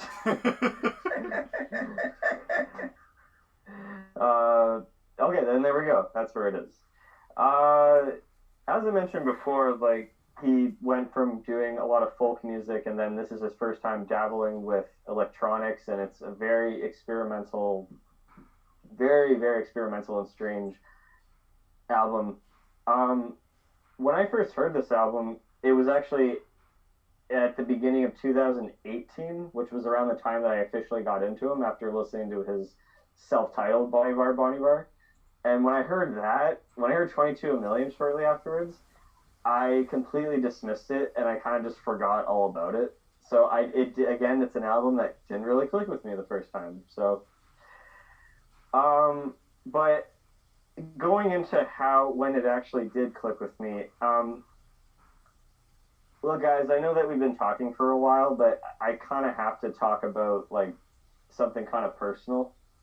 If that's okay. Totally fine. I've got something personal in my next album too, so go ahead. Okay, because it's a bit of a not a long thing, but I'll try to keep it short as much as possible. But leading up to when this album officially clicked with me. Go ahead. So, as I mentioned, it was like 2018, beginning of 2018, where just must have dismissed it. Don't know exactly when it was, and then we get to April of 2018, and that entire month was quite possibly the worst month of my entire life. So let me give the breakdown of what happened, actually. So, first week of April, I almost get into a bus accident on a TTC. The bus driver hit the brakes so fast, and it was kind of a marginally packed bus, and everybody went flying. Whoever was standing literally just dropped right to the ground. Luckily, or not luckily, but I was in the back, and I was sitting down, that I was able to like grab the pole that was right in front of me, and I kind of stopped myself. But luckily, nobody was hurt, and nobody was worse than hurt, obviously. But it was kind of a scary experience because I've never actually kind of been into a car accident. And then that's the first week of April. Second week of April, I have literally the worst movie going experience in my entire life when I saw A Quiet Place, and some trashy idiot person was sitting in the back not giving up a seat that somebody had bought, and the house lights went on, a huge argument breaks out. We were literally only 10 minutes into the movie, and it's A Quiet Place out of all movies. I wanted no one to fucking talk throughout this whole movie. So once that whole thing was resolved, after the cops came, they resumed. They literally resetted the movie, and then already the experience was ruined for me, and that's kind of when my whole disinterest in the movie-going experience really began. Wow. So that's week 2. Week 3, my old apartment now, I lived in a basement apartment just like the Android dungeon here. I had a little bit of a flood. Oh. Yeah, it was around that time that we had that strange snowfall for that one weekend in April. I don't know if you guys remember that. I remember. That was when I got my wisdom teeth out at the time, but yeah, I do remember that. And then by Monday, it was all gone. It all melted, and it just simmered into my basement. It wasn't a bad flooding. I would almost say it was just a very excessive leak. Nothing was damaged, but it was just still kind of a stupid inconvenience, right? I had to like take off like a day's worth of work for it. And then we lead into the last week of April. Now, as I think Evan and Lyle know about this story, the exact same day as the tragic van attack, April 23rd, 2018, I got scammed. All of my money. I fell for the stupid CRA scam thing, like the whole thing, the Bitcoin, the whole scare, the whole story, what have you.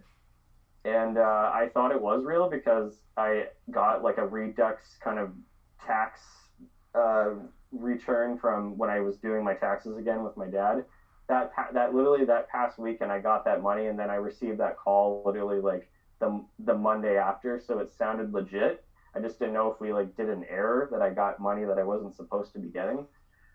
So yeah, I lost all that money, and it was kind of traumatic. And through a lot of friendly donations from my friends, family, and even my coworkers, I was able to like at least get to a better track, I guess. It wasn't like a Kickstarter, but it almost was because of the amount of generous donations that I got. But it wasn't over after that. I developed some form of depression. I developed a lot of anxiety. I couldn't sleep well. I couldn't really focus on anything. Like my entire rest of the year of 2018 was completely fucked. And all I was doing was just being a lazy, anxious dud, really. I don't know how else to call it. And I was just relying on like comfort food, like in terms of like, you know, watching movies or listening to music. I just wasn't craving anything new. I just wanted to remain in sort of a comfort bubble. I seeked out a counselor, and at the time, and I saw him quite a few times, and he was kind of just putting it into a perspective. He said, you know, look, Cody, it's terrible what happened. You don't seem like the type that has like any sort of like horrible tendencies, like you're going to do something horrible to yourself or to others. You just basically, he put it into a really nice metaphor. He said, your life was basically like driving down the highway throughout your whole life, and then you get into kind of a nasty fender bender. Like not a car accident, but a fender bender. And obviously that's going to like, you know, shock you. But he said, you're going to realize that in time, you're going to appreciate that. And time did serve a little bit better. Near the end of the year, I kind of had another call that kind of triggered a lot of, I guess, post-traumatic stress. And the next day, my heart was fucking like pounding, or my chest was hurting. But then when I went to go see my family doctor, I mean, in hindsight, she kind of overreacted because she said you need to go to the hospital, which I did. I thought I was like, I felt fine, but like I think my heart was also racing. And then when she said you have to go to the hospital, that added more fuel to the fire almost. Yeah. So I wasted the whole day waiting in the ER to get results back, and they just said you're okay, like your heart's fine. We took everything's fine. So it got so bad that like, oh my god, like I just have to like, when I got to the point that I literally had to like drop this, that's when the ball dropped in 2019, and I sort of just said, you know what, new year, new me. I've let go of all my demons. Anything that I felt kind of like remotely, I felt like I repressed anything, even if it was like tiny things. I talked about it with friends, family, even that counselor I was seeing. 2019 just felt like a combination of a brand new me, but also like getting back to kind of who I was and my roots. So at the beginning of 2019, when I got myself back into that Bon Iver phase, 22 A Million was right there at the beginning. And literally the first lyrics off of the first track, 22 Over Soon, has the most profound lyrics that I heard at that point, which was, it might be over soon. And I thought to myself, yes, that's optimism. That's who I am. And since then, the album just sort of clicked with me, and I started listening to it over and over and over and over and over and over again. And it might be the one that I played the most out of Bon Iver, because it slowly got me to feel happier. And, in a pre-pandemic world, I'm very happy that 2019 was as great as it was, because it truly was the opposite year of 2018, because I took a lot of trips. I went to Stratford with Veronica. I went to Cape Breton with her and my family. I got back into writing again. I felt motivated. I binged tons of fucking movies that year. Listened to like a shit ton of music. I'm not kidding. That's kind of when like the independent music like extravaganza took off. Like I listened to probably a new album almost every day, and it was exciting and it was new.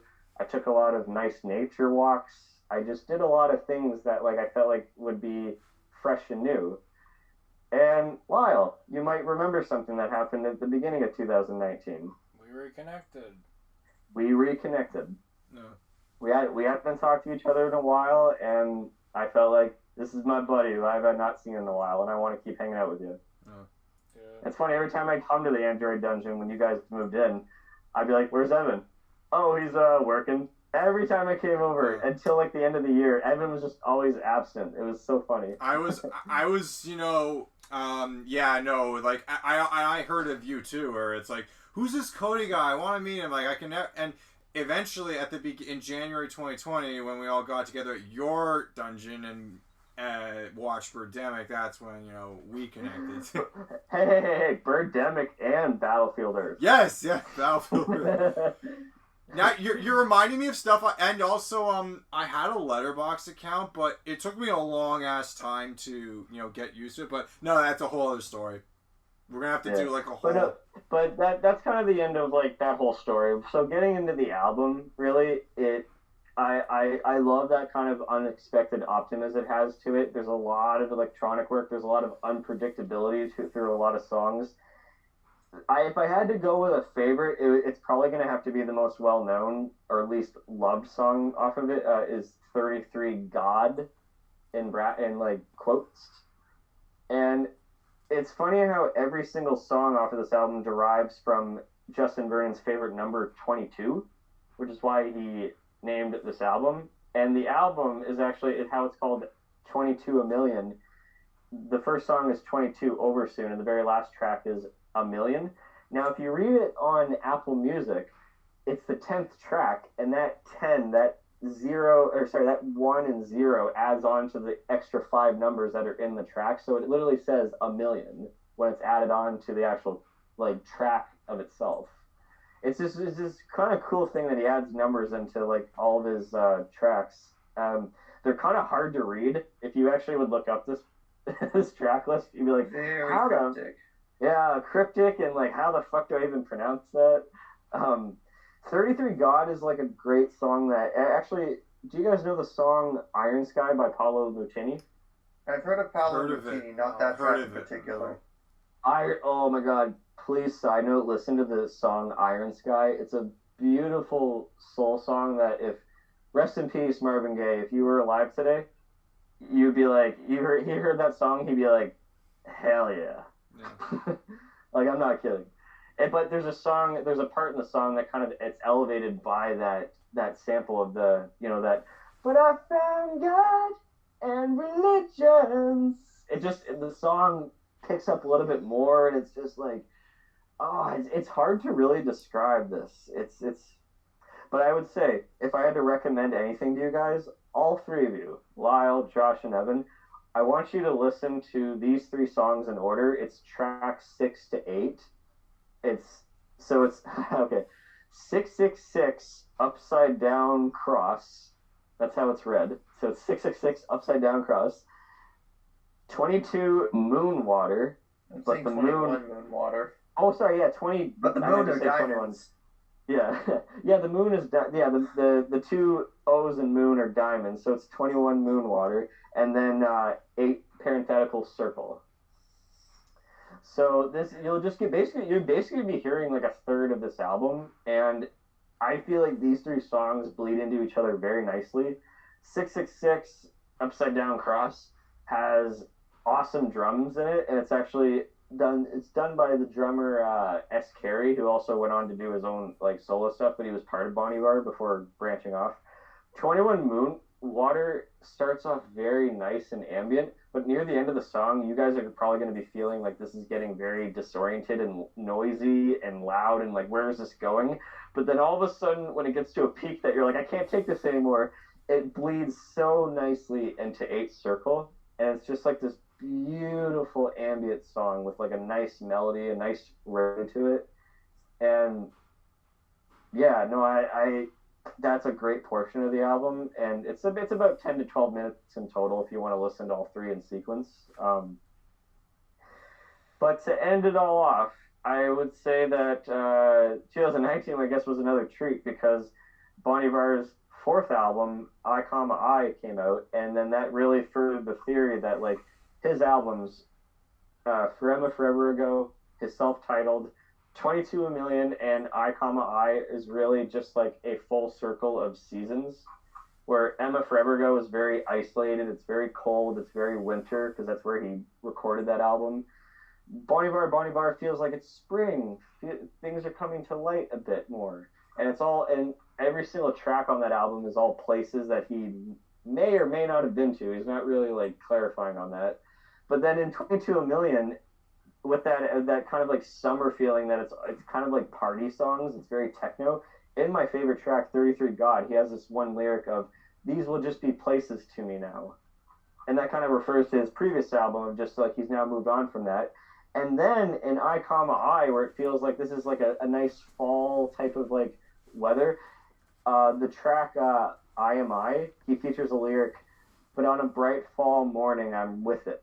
And I'm like, your fucking albums is full circle with a year. That's awesome.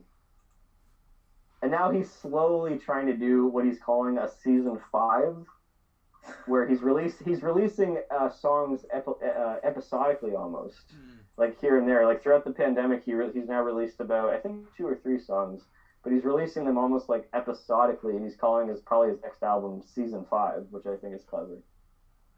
But I felt like my perception, to end this all off, guys, I'm sorry, I felt like my perception of music changed a bit for the better, because in 2015, I went through a whole Pink Floyd phase for about 6 months straight. I'm not kidding. Like, all I was listening to was Pink Floyd, and that was like the music peak. Like, I felt like that was music peak.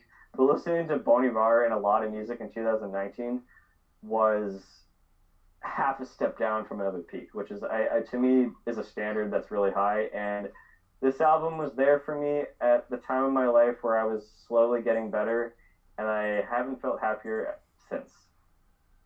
That's amazing. That's very nice. That's amazing.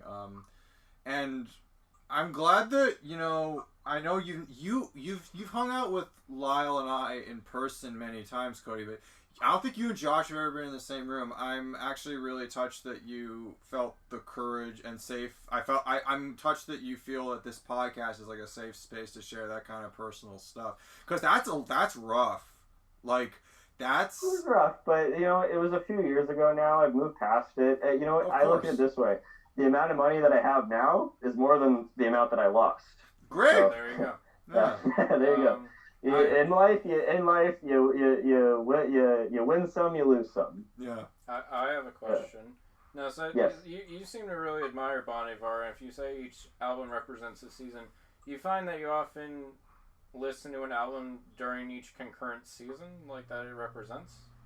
It's funny, yeah, because Veronica just got me For Emma forever ago this past winter on vinyl. And because that's her favorite one out of all of his albums, and when we were playing that and just looking out the window, just watching watching just like a snowy blizzard, it really felt like this is right.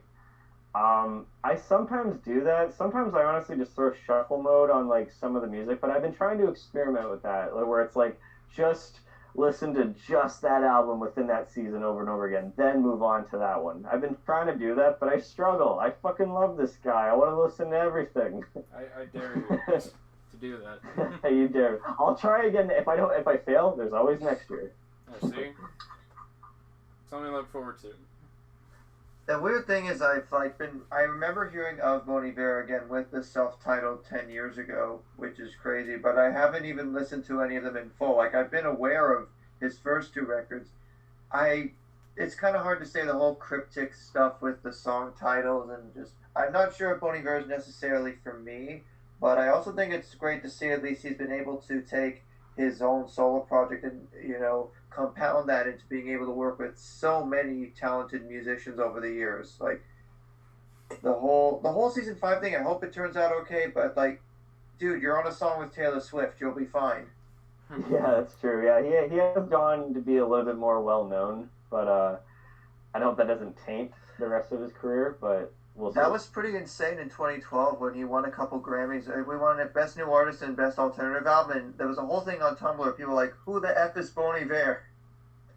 Oh, yeah, and I remember Nicki Minaj actually being like, why the fuck are they giving this to a white guy? I should have won that year, and all that. Maybe because his album was good. Yeah. I was about to say. Then again, Grammys and politics in the music industry identity is another thing. I don't care what her skin color is. I can't stand Nicki Minaj. She has the song Stupid Ho. Enough said. My fucking point exactly. The weird thing is, leave your identity politics out of this. That is one of the worst fucking songs I've ever heard. Stupid Ho. Oh my god. She also has a song called Superb Ass. Yeah. That tells you everything you need to know. I thought it was about a really awesome fish. And then she takes really Sir cool Mix-a-Lot's and then she doesn't even sample. She takes basically a portion of Sir Mix-a-Lot's Baby Got Back and adapts that into Anaconda, and that became a thing. You know what's weird? It's like we found something worse than Angela Anaconda. Oh, right.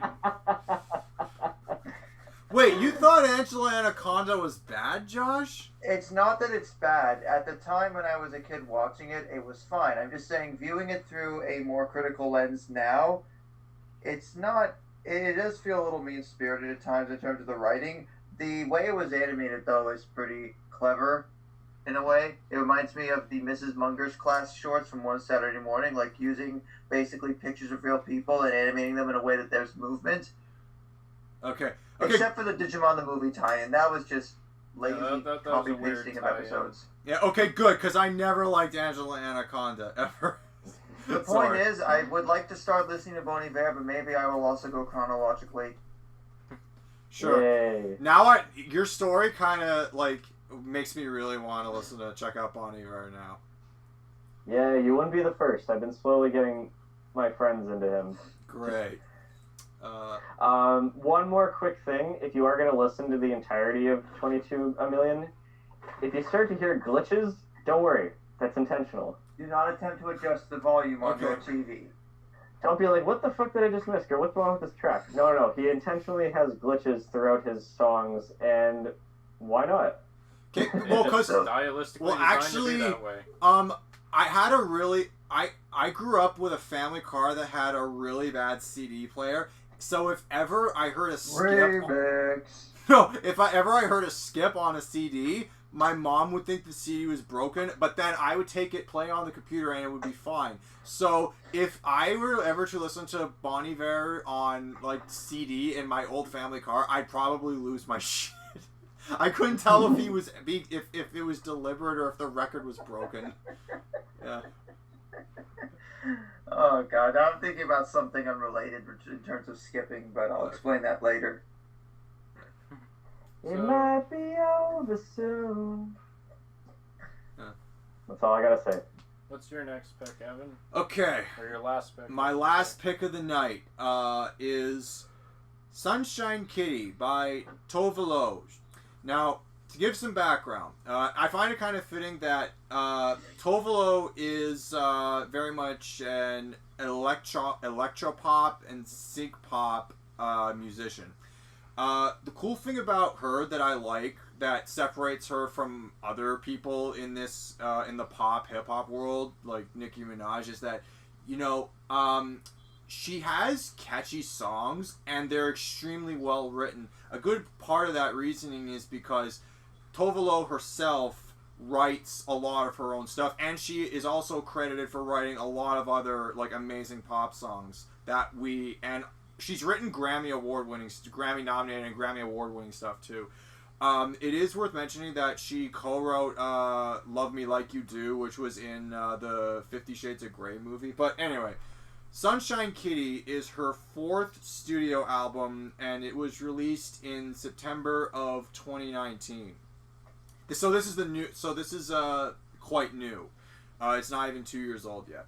Now, in a very similar fashion to how Cody shared about how Bon Iver, I'm sorry, the name of that album is like 22 A Million or A Million. 22 A Million. Okay, 22 A Million. In the same way that 22 A Million played a personal role in his life, and this album kind of played a personal role in my life. And you might be wondering, well, how could that be? Because I'll explain. So, literally the day after this album came out, I was going to buy it anyway, but I waited until after the weekend because I was working on a film shoot. The day after this album came out, I met a woman who I dated for a month, and it turned out to be one of the wildest, most craziest dating experiences of my life thus far. Now, so to give you a background of what it's like to date me, I've been in only one relationship, and it was very short, and that was years ago.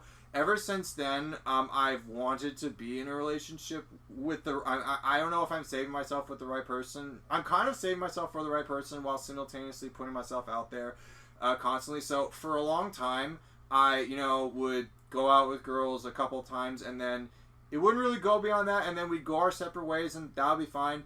But then over the last couple years, I started going out with women, and I started meeting girls that I was really starting to feel like an authentic connection with, and I thought, okay, this might be going somewhere. In 2018, there was this girl that I went out for a couple of drink nights with and a movie night, and then I was quite disappointed when she didn't want to continue to see me anymore, when she wasn't really feeling anything between us. So fast forward to 2019, I meet this girl, and admittedly she's quite a few years older than me. But we start going out. There was something really, sensual and really, fiery about her personality. The fact that, she, just like Tove is from Sweden, and this woman was also from Europe.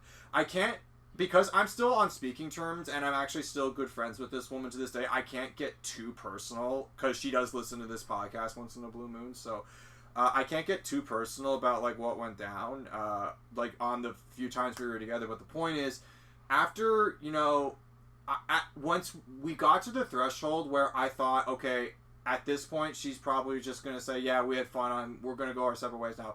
It didn't really happen like that, but so we kind of reached a space where we were like enjoying each other's company. We enjoyed going out with each other on an almost weekly basis at that point.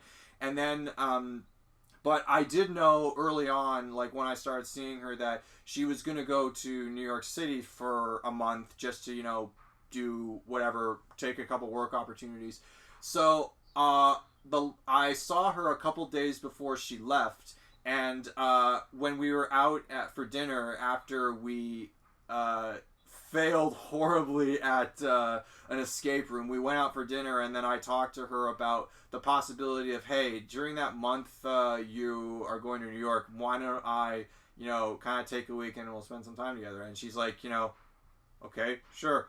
And so I thought, okay, well, yeah, because I was thinking to myself, you know, I like this woman. I want, you know, we're somewhere between, are we going to be something serious or aren't we? So I thought, you know what, I just enjoy her company, so I'm going to go to New York to see her for a weekend. She was open to the idea, and I messaged her a week and a half before I bought a bus ticket.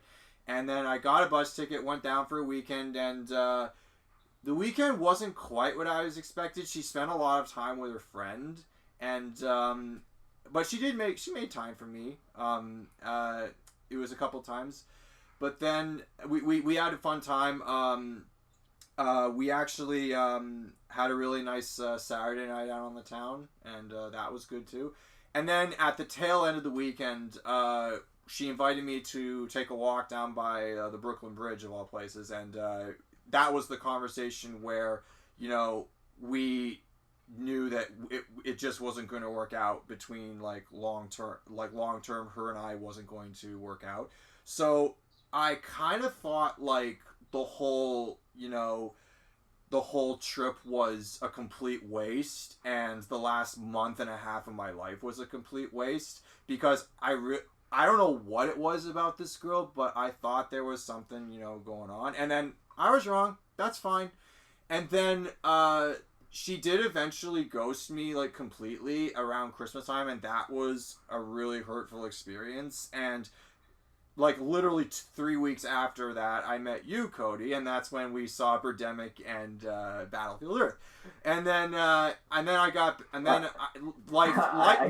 guess I'm a great rebound. Well, yeah, well, no, it's like there's kind of like a triangle of, you know, healing in sorts, where, you know, like Lyle was there for you at the end, as the light at the end of your tunnel, so to speak, and then you were kind of there at the light at the end of my tunnel, and then life just seemed to kind of get better throughout February, and then COVID fucking happened, and then that's another story. That's a whole other story. So how does this album tie into what I just experienced? Well, first of all, the whole album is a little more optimistic, but it's optimistic about how relationships work. But it also deals with like the anxieties that, you know, people in who are getting into like new relationships feel like right at the start of it, which is a lot of like how I was feeling at first. I'm learning more and more as the years go by about like how my anxiety factors into like, you know, how I form a romantic connection with someone, and I work on it all the time. But actual songs that really resonated with me were, well, first of all, Sweet Talk My Heart actually reminded me of the first time I actually brought this girl back here to the apartment, and we just chilled on the couch for like 3 hours, and we watched a movie. And then the other stuff, Come Undone, really kind of had me feel like, you know, this is like what my anxiety like at the start of this new relationship feels like. Listen to like the lyrical content of Come Undone, you'll understand. Like there's one line where it's like, there's a future with you, but it's all in my head. What if you don't feel the same? And I'm like, yeah, no, that was a big issue for me. Anyways, the other songs on the albums that initially are really catchy are Glad He's Gone was like the number one hit single that came off, and that's a catchy earworm. Are You Gonna Tell Her and Jacques and Really Don't Like You are really good club songs. Like, and I hate clubs, but you know, I could picture like, you know, dancing to this at a party. And the most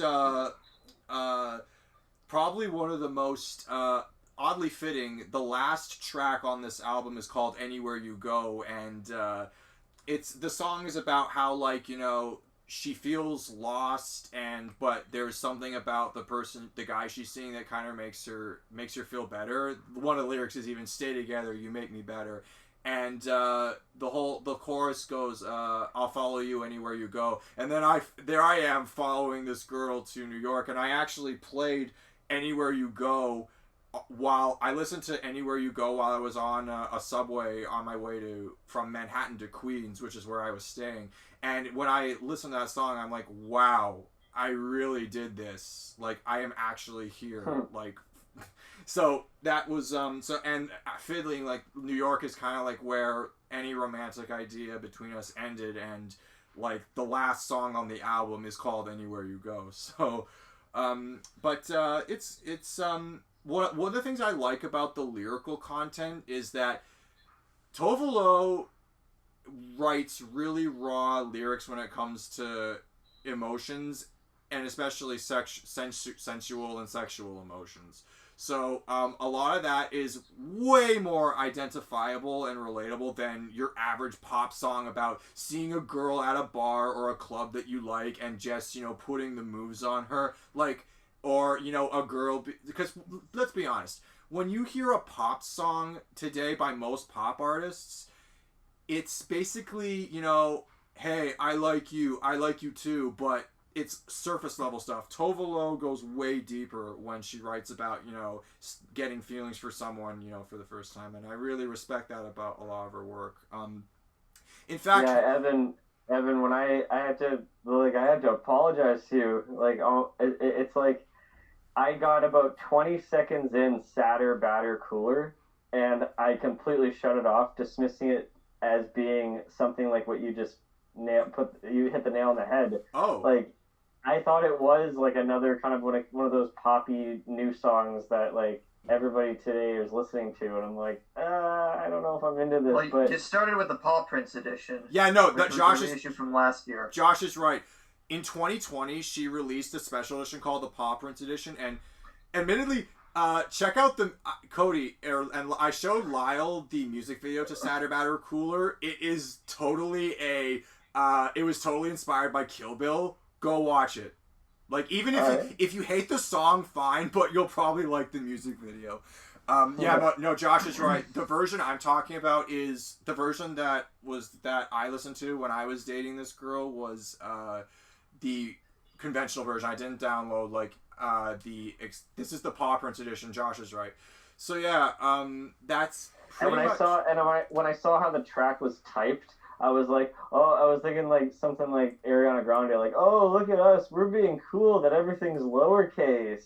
Yeah, and it's all it's grammar and it's leet speak. Yeah. Yeah, I don't know. I was dismissive at first, but you know what? If it actually meant something to you, and it's not like the stuff that you just said about it being just very superficial, then I'd have to give it. Which one would you recommend to me? Oh, this is a really good question. Stay away from the clubby stuff. Like, stay away from Jacques, or check out Mateo, Come Undone, or Shifted. I feel like you're Glad He's Gone is also pretty cool. I have no, because you guys, with the possible exception of Josh, you guys aren't really into pop music, so I honestly have I had no clue what to recommend to you guys, but yeah, no, those songs I just mentioned, also Sweet Talk My Heart, actually has a really euphoric feel to it, so I would say check that out too. And anywhere you go, despite, you know, whatever anxiety it may or may not bring up in me, like that's a good song too. Yeah. I always joke and say I do like pop, but I like diet pop. Sure. So you're a New Coke person. Yeah. I'm the Diet Coke of pop music. Just one calorie, not poppy enough. Yeah. And coming something jumbo pop. That's a discussion for a different day. Tove is kind of an interesting singer-songwriter, like an interesting pop star to me, in that I only really know Habits, Stay High, of course, and she was featured on a Flume track, Say It, from his EP Skin, which I actually kind of liked that one. Cool. But not sure if I would be able to get into this record as easily, though I am kind of impressed how much the Struts have produced her stuff, which the Struts are a rock band that they're okay. They're kind of trying to be like a mix of early Queen and Aerosmith with some of their early stuff, but I guess as producers, they seem to work out okay. Well, keep in mind, she produced. She went back and forth between L.A. and Stockholm because she's from Sweden natively to record this album. I think she did that with her other two. No, actually, I think Ladywood was primarily recorded in L.A. But in this for this album, she spent a lot of time in Sweden. Oh, these are just producer names. These aren't. This isn't the band. Oh, okay. It's saying the Struts did bass, but then a Strut also did bass. Oh, cool. Names. But like it makes sense that you'd get Shellback in there. I think. Max Martin did some composition work on here. Some of the other production teams that are known for this, Land of Pop. The Paw Prince edition also gets that she got Phineas on 2 tracks, Bikini Porn and Passion and Pain Taste the Same When I'm Weak, which, again, given Phineas's production style, it kind of makes sense since that's what's kind of in right now. Yeah. And Joel Little also co-produced co-wrote Mistaken. Yeah. And just for the record, Cody, I don't even think Sadder, Badder, Cooler is that good of a song either, so... Sadder, Badder, Cooler. Next! It's not... You know what?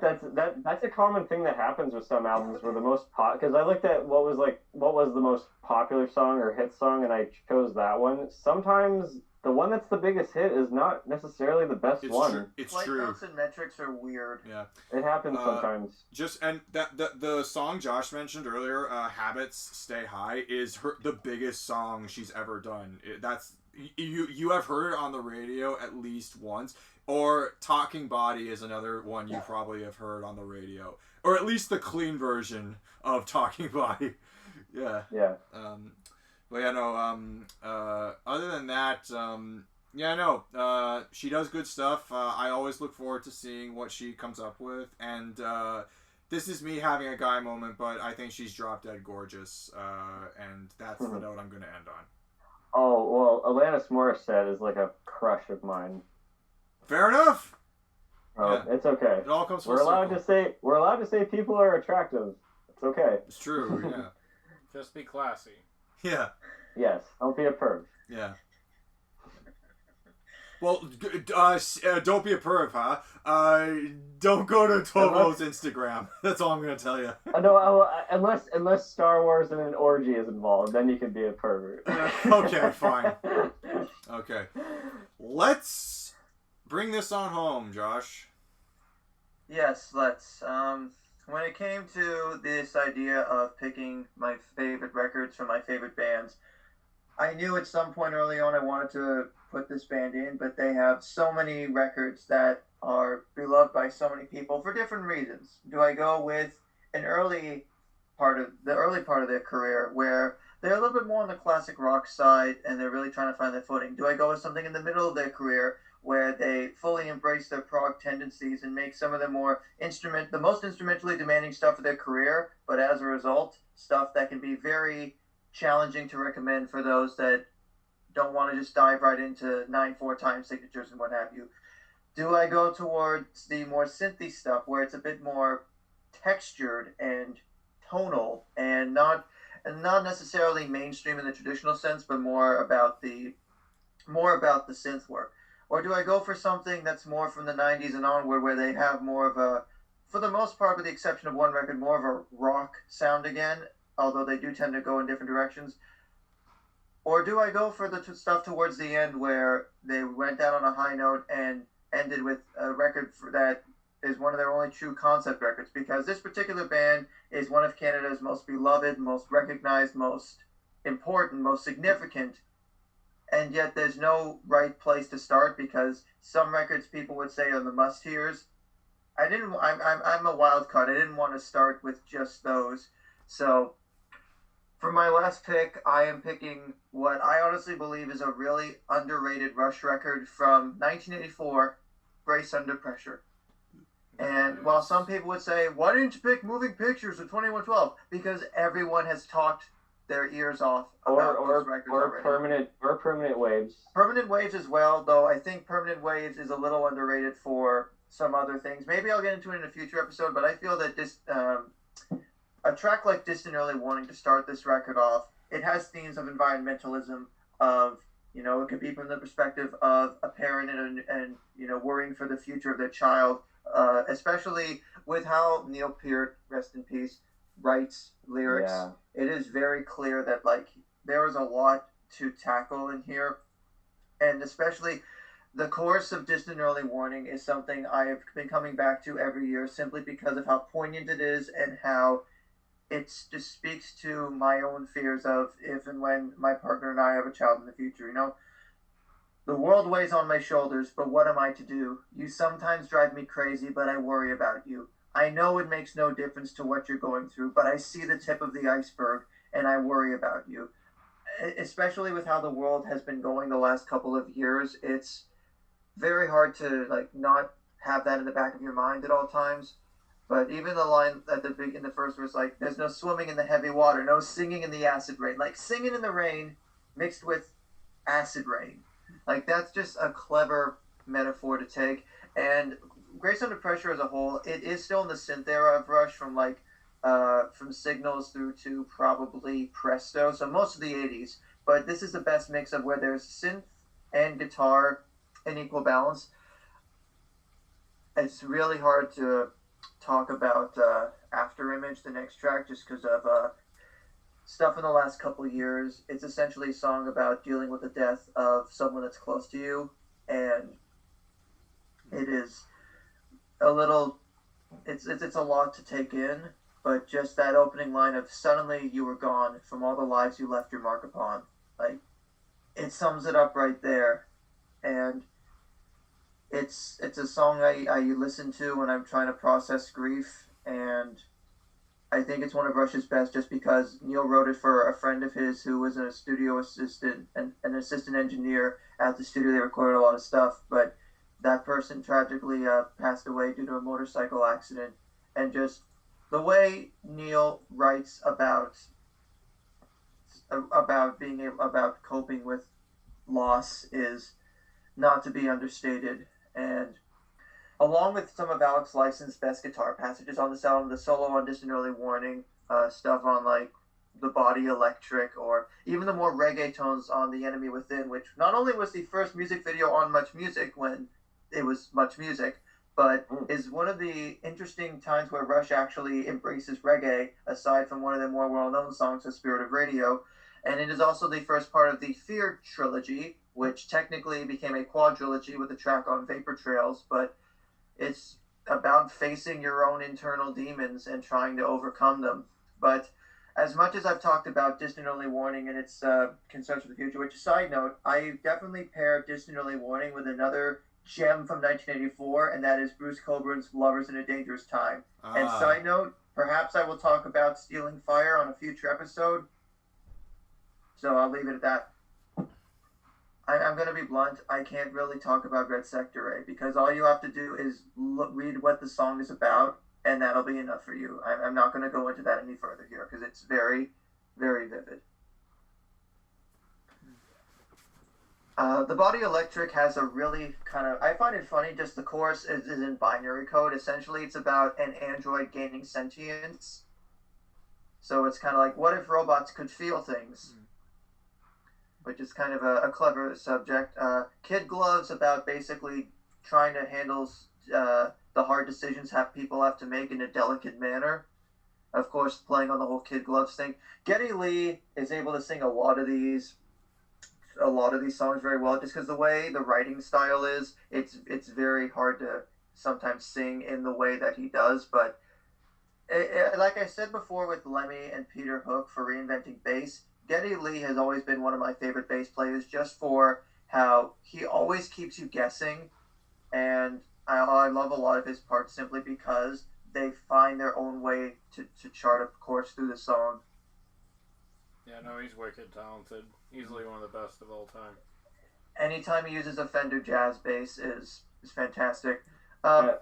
I love Neil Peart. I think he was one of the greatest drummers of all time. There's never going to be another Neil Peart, but just like when I started playing drums in 2009, and one of my early influences was Neil Peart, even though I knew that I was never going to be able to play things as complex as him. Just the approach to being able to really put how you felt into words, and being able to, be a drummer who's normally seen as a background kind of guy, but actually and carry the most weight.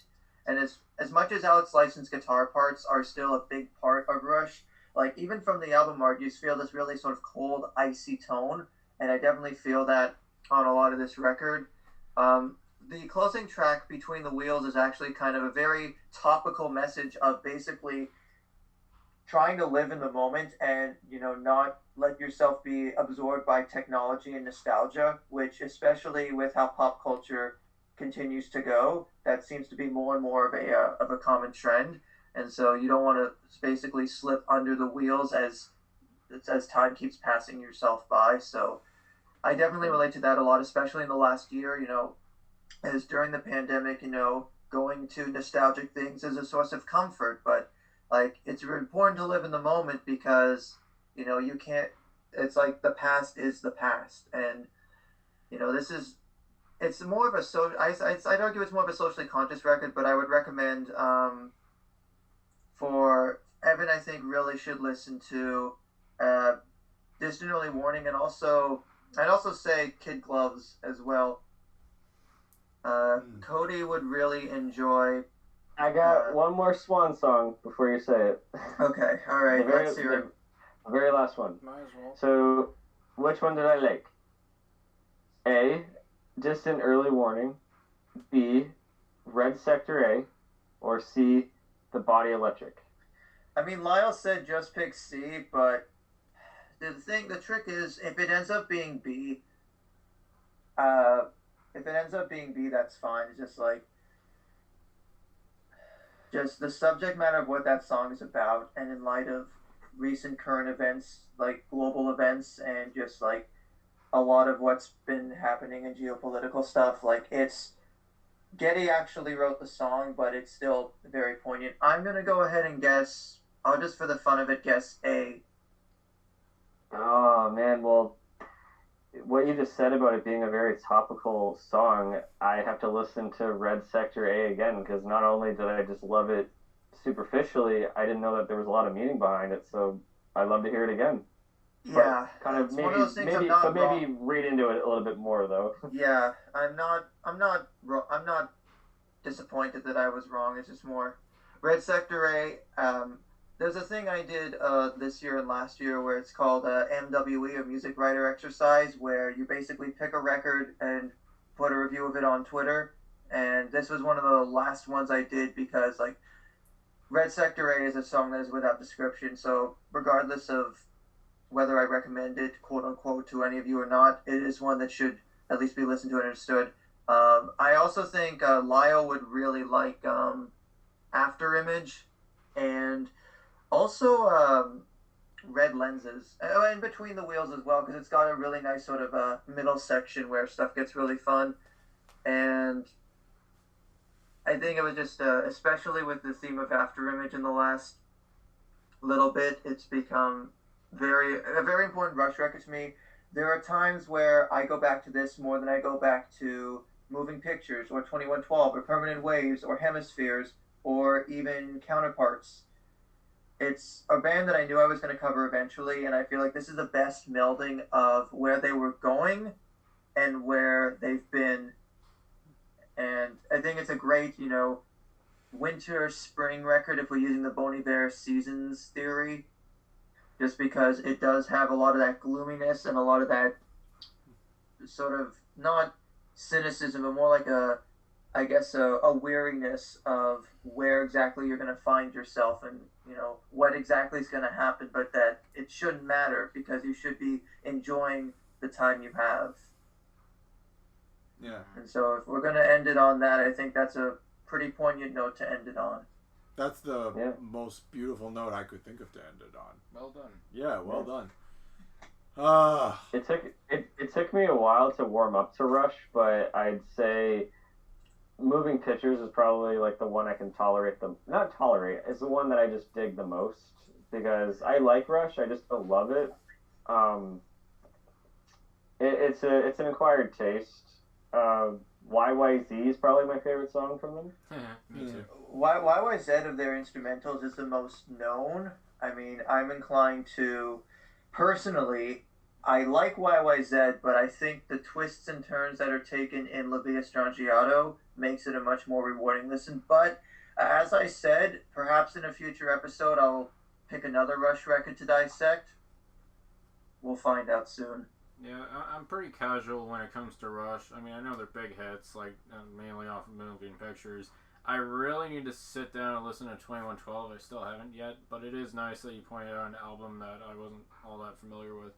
I'll tell you for sure. I'm in the same boat as these guys. I'm a casual Rush fan. I only like a couple of their songs from Moving Pictures have really grown on me, namely Tom Sawyer and Limelight. But I gotta check this album out now. So you sold me. I think the one thing, as an aside, if anyone is wanting to get into Rush, with regards to one record, do not listen to the original mix of Vapor Trails. Listen to the remixed version from 2013 instead. Your ears will thank you. Okay then. Now I kind of want to listen to both just to compare. I'll give you a hint. Loudness Wars. I like loud. I'm a punk guy. But anyways, yeah. So everyone, that was a great turnout. Live. That was epic. Yeah, a huge diverse cast of albums right here and there. So thank you for joining us, and we'll. Thank you for listening to this nearly 4-hour behemoth. Yeah. This may. If you don't want to hear us talk for 4 hours about music, we got a 4-hour chit chat about The Simpsons. Yeah, go listen to that. And Star Wars. Yeah. I'm the editor of these episodes, so you're giving me PTSD. We're very grateful for all your work, though, man. Anyways, thank you for joining. Thank you for joining us. Until we'll see you next week. Take care. Farajaka, soda Evan, Cody, Lyle, Josh, Cody, and Lyle. Sing along with Evan, Cody, and Lyle, Josh, Cody, and Lyle. Public domain. Kurt Cobain. Public domain. I thought you said Kurt Cobain. That's funny. Public domain.